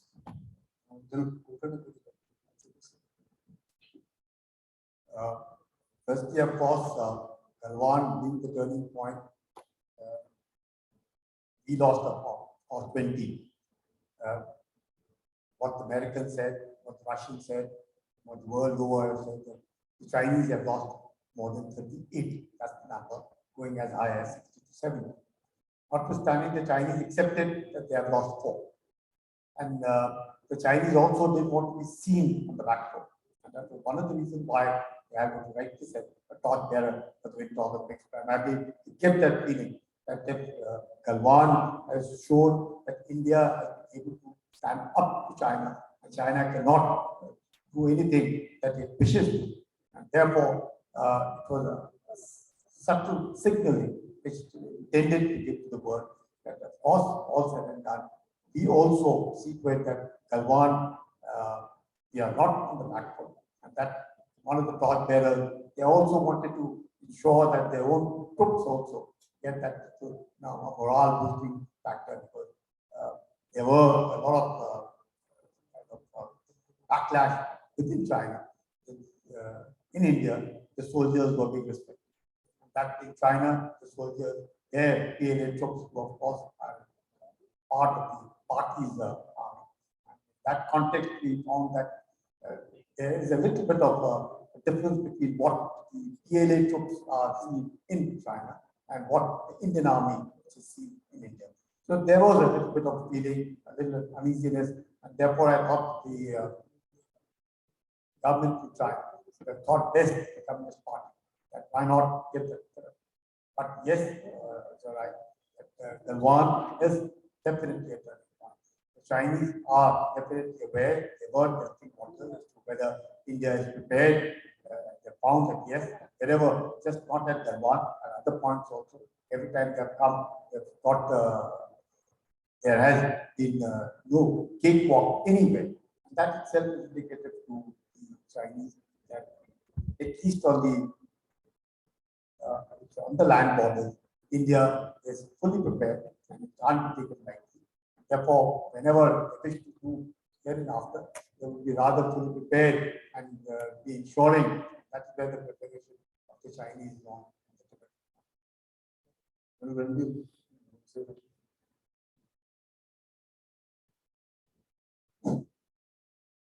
I think this is a very interesting question.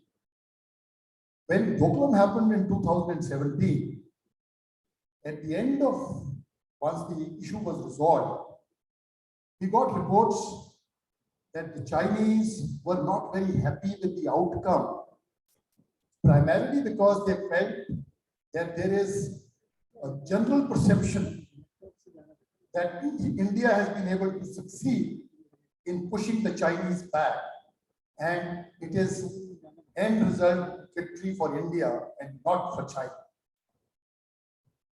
They shared this thought on a few occasions with us, and they felt that they had been able to achieve their military objective, whatever they had set for.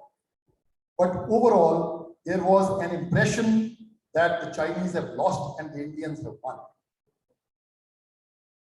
And therefore, when it happened in Eastern Ladakh or in Galwan, it should also be compared with the kind of nationalism which is there in India. You would recall that when Galwan happened, all our media channels and all our experts were busy sort of pounding China. Everybody coming up with the same sort of voice that we need to teach a lesson to China. And I think it is a cumulative experience of the Chinese over a period of time that they did not want to be seen that they are on the lower foot and Indians are on the higher foot. But remember that the Chinese nationalism is a controlled nationalism. Their nationalism is through the media about how they are able to propagate or how they are able to pass on to various people. And that media is a controlled media. So I think with leaders like Xi Jinping and on Indian side, Honorable Prime Minister Narendra Modi, you will find nationalism coming up. But I think that's a challenge which we have to accept, and we got to evolve strategies accordingly. Thank you. Yes, please. This side. Nesh.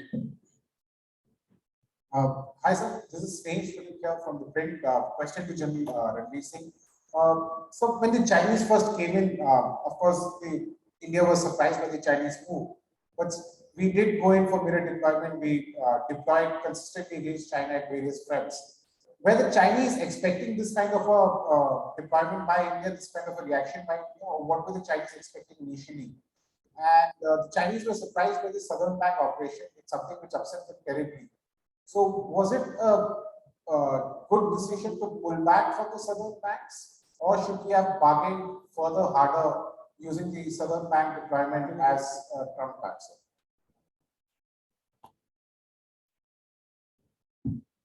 The question pertaining to whether the Chinese could achieve surprise, I did mention it during my articulation, that Chinese always came to places where they could achieve strategic surprise.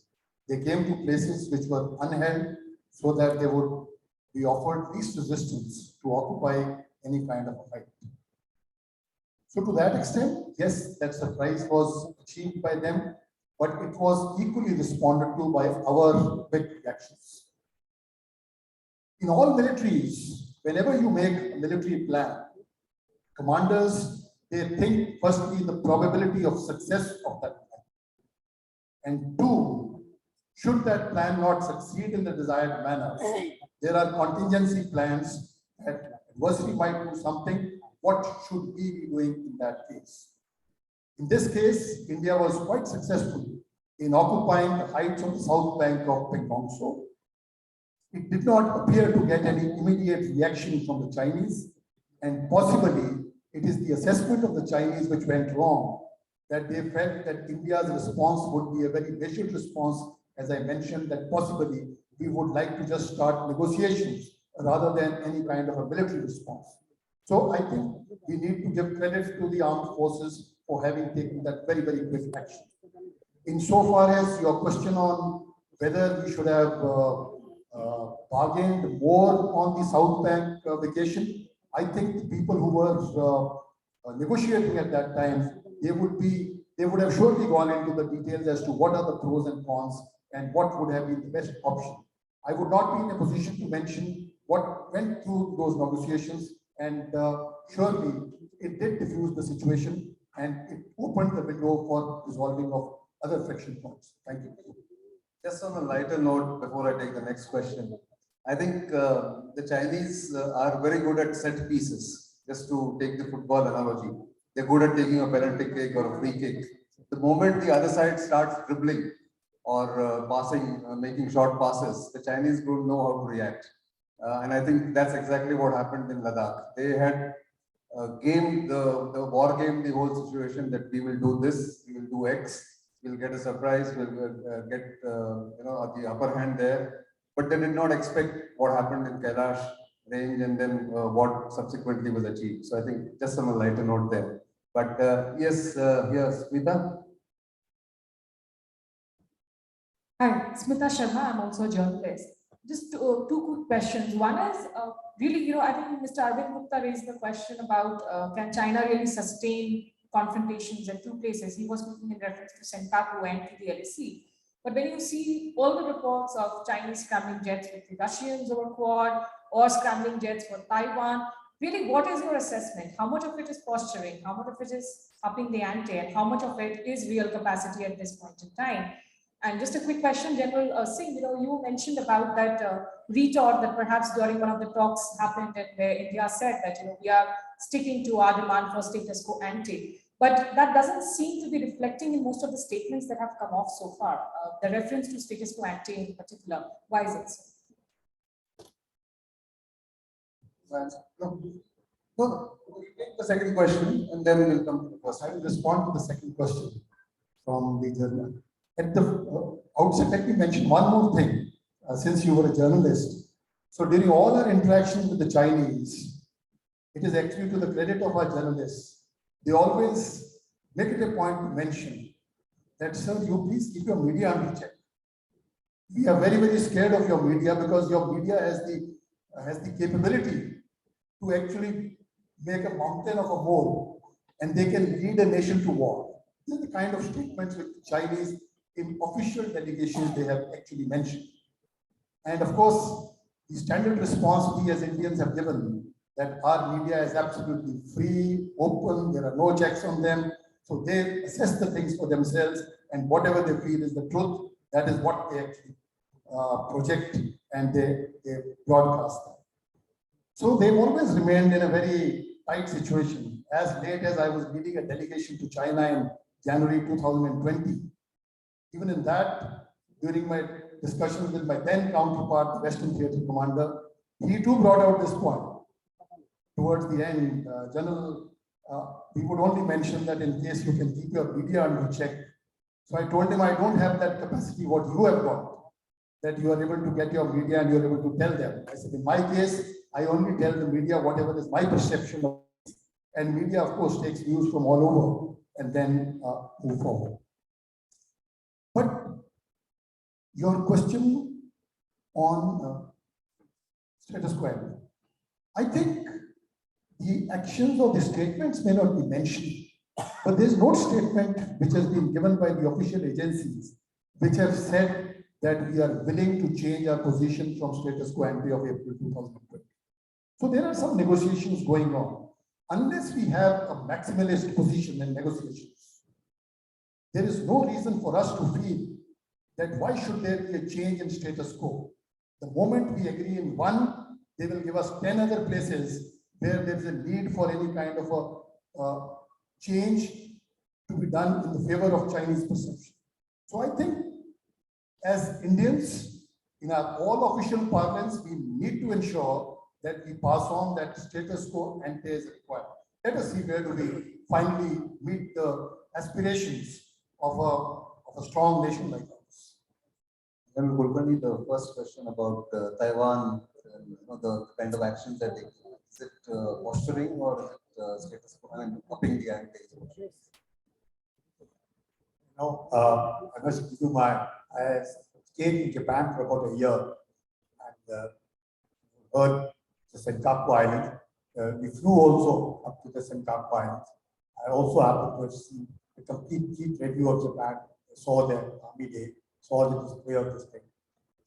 One thing that after that, I visited China, and there I realized that the Chinese are apprehensive of the Japanese. Because Japan has whatever it has.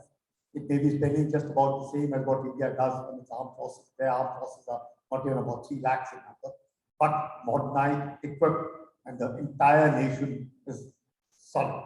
And at any point of time, 24/7, anything touching the Senkaku Island, the aircraft take off from Tokyo and all over, the coast guards are right there. It's very difficult for China to penetrate. As regards Taiwan is concerned, I was quite admired by Taiwanese friends and I was interacting with them. Well, I asked them, is it all half and puff or is it that the Chinese want to? Obviously, everybody must be prepared for it because the East China Sea, the Japanese are prepared, the Taiwanese are definitely fully prepared, the Americans are, their own reputation is at stake. But having said this, there are 5 lakh marriages that cross-trade takes place between the Taiwanese men and the Chinese girls from the mainland. And 5 lakh marriages every year. That's a large number over the years. And you find the intermingling with the Taiwanese society with the mainland Chinese society. That's not enough. There are over 10 million tourists that go from Taiwan to China, from China which come to Taiwan. And of course, COVID has put some restrictions. There's no dearth of the Japanese tourists that come to Taiwan primarily because there's a lot of Buddhism that is there in Taiwan. There is a lot that the Chinese want Taiwan to be as it is. If Chinese context, time is not a big factor. They can wait for 100 years, they can wait for 200 years. But they would rather have, initially, of course, Taiwan's per capita income was very, very high. The Chinese are trying to catch up. But of course, like I was talking to General Narayan, the Chinese, he himself said that the Chinese seem to have got caught in the middle ground. And there is a feeling of insecurity amongst the Chinese also. You don't find Xi Jinping going anywhere. He hasn't left China ever since the COVID time. So there is huff and puff. At the same time, you should not take it for granted because well, 62 was the result again, the feeling of complacency sets in, and the Chinese won't do it, and they did it. Similarly, the Taiwanese are fully prepared to see that should, best way, if you're prepared, you will prevent a war. Because it would happen so easily. And Chinese, much that they would want to, Chinese have never ever won a war other than 1962. Never ever won a war other than 1962. Chinese talk of a century of humiliation, but the Chinese forget that the 12th to the 15th century, the Mongols were there. And from the 15th to the 20th century, the Manchurians were there. And only after that, today you have the Communist Party. So the Chinese don't talk of century of humiliation of the Japanese and the Russians, but for centuries, not less than the 12th to the 20th century, the Mongols and the Manchurians ruled China. I don't know, Namrata, you have to tell me how many more questions can I take? One, okay. There is this lady here here. Yeah. Hello, good evening, and thank you very much for your insightful presentations. My question is open to both of you. So, how do you see Tibet's future in the Sino-Indian relations? Do you think India should support in reclaiming and recognizing Tibet's historical status as an independent country? Or, for that matter, recognizing Tibet as an occupied nation? By doing so, do you think it will help India in reinforcing its legitimacy in contested areas in borders? Or do you think such aggression would only put India in more troubled waters? What's your take, sir? Okay, she's saying, what is India's stand?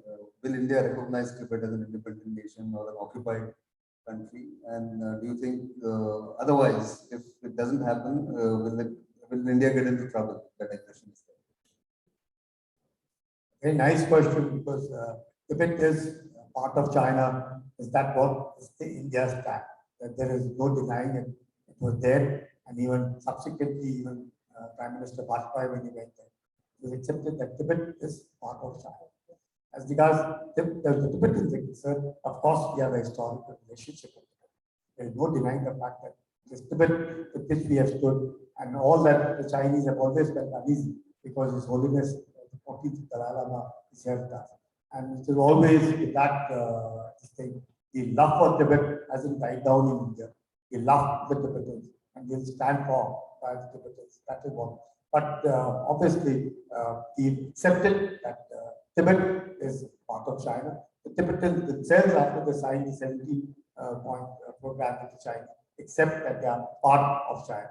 So that is not disputed. It is to be seen, and we also expect the Chinese that they will respect, but you know it better, that the Tibetan Autonomous Region that we talk of is only 1/3 of what real Tibet is. And the real Tibet, Amdo, Bhutan, the other regions which are formed, and the Tibet Autonomous Region that we generally associate Tibet with, as only 1/3 of the Tibetans that are over there. And Changthang, that is the greatest desert that is there over there, which is otherwise part of Tibet, is 1,000 miles by 2,000 kilometers. That's the length and breadth of that water system that is over there. And obviously, from the point of view of what is concerned, Tibet will never be given up by China. So that part stands closed. I think that was the final, question that we could take. I'm sure we could have an informal interaction with the panelists as we close this. So I think, thank you very much. Please give a round of applause to our panelists for their insightful comments. Thank you very much once again, both the organizers, the KAS and CCAS, for giving me this opportunity to be here this evening. It's been very insightful and very big learning experience for me. Thank you very much, and have a good evening. Thank you, sir. So now, the vote of thanks is always the most hated part because that keeps you away from your dinner. So let me be very brief. I would like to thank all my panelists and the chairpersons for giving us such insightful remarks. And second, I would like to thank Konrad Adenauer Stiftung India office for partnering with us for this event. A special thanks to Dr. Adrian Huck and Mr. Pankaj Madan, and to the whole KS team for, patiently dealing with all my numerous emails and phone calls. And last but not the least, our informed audience. Without you, this event would not have been a success. Thank you, everyone, and please join us for dinner. Thank you.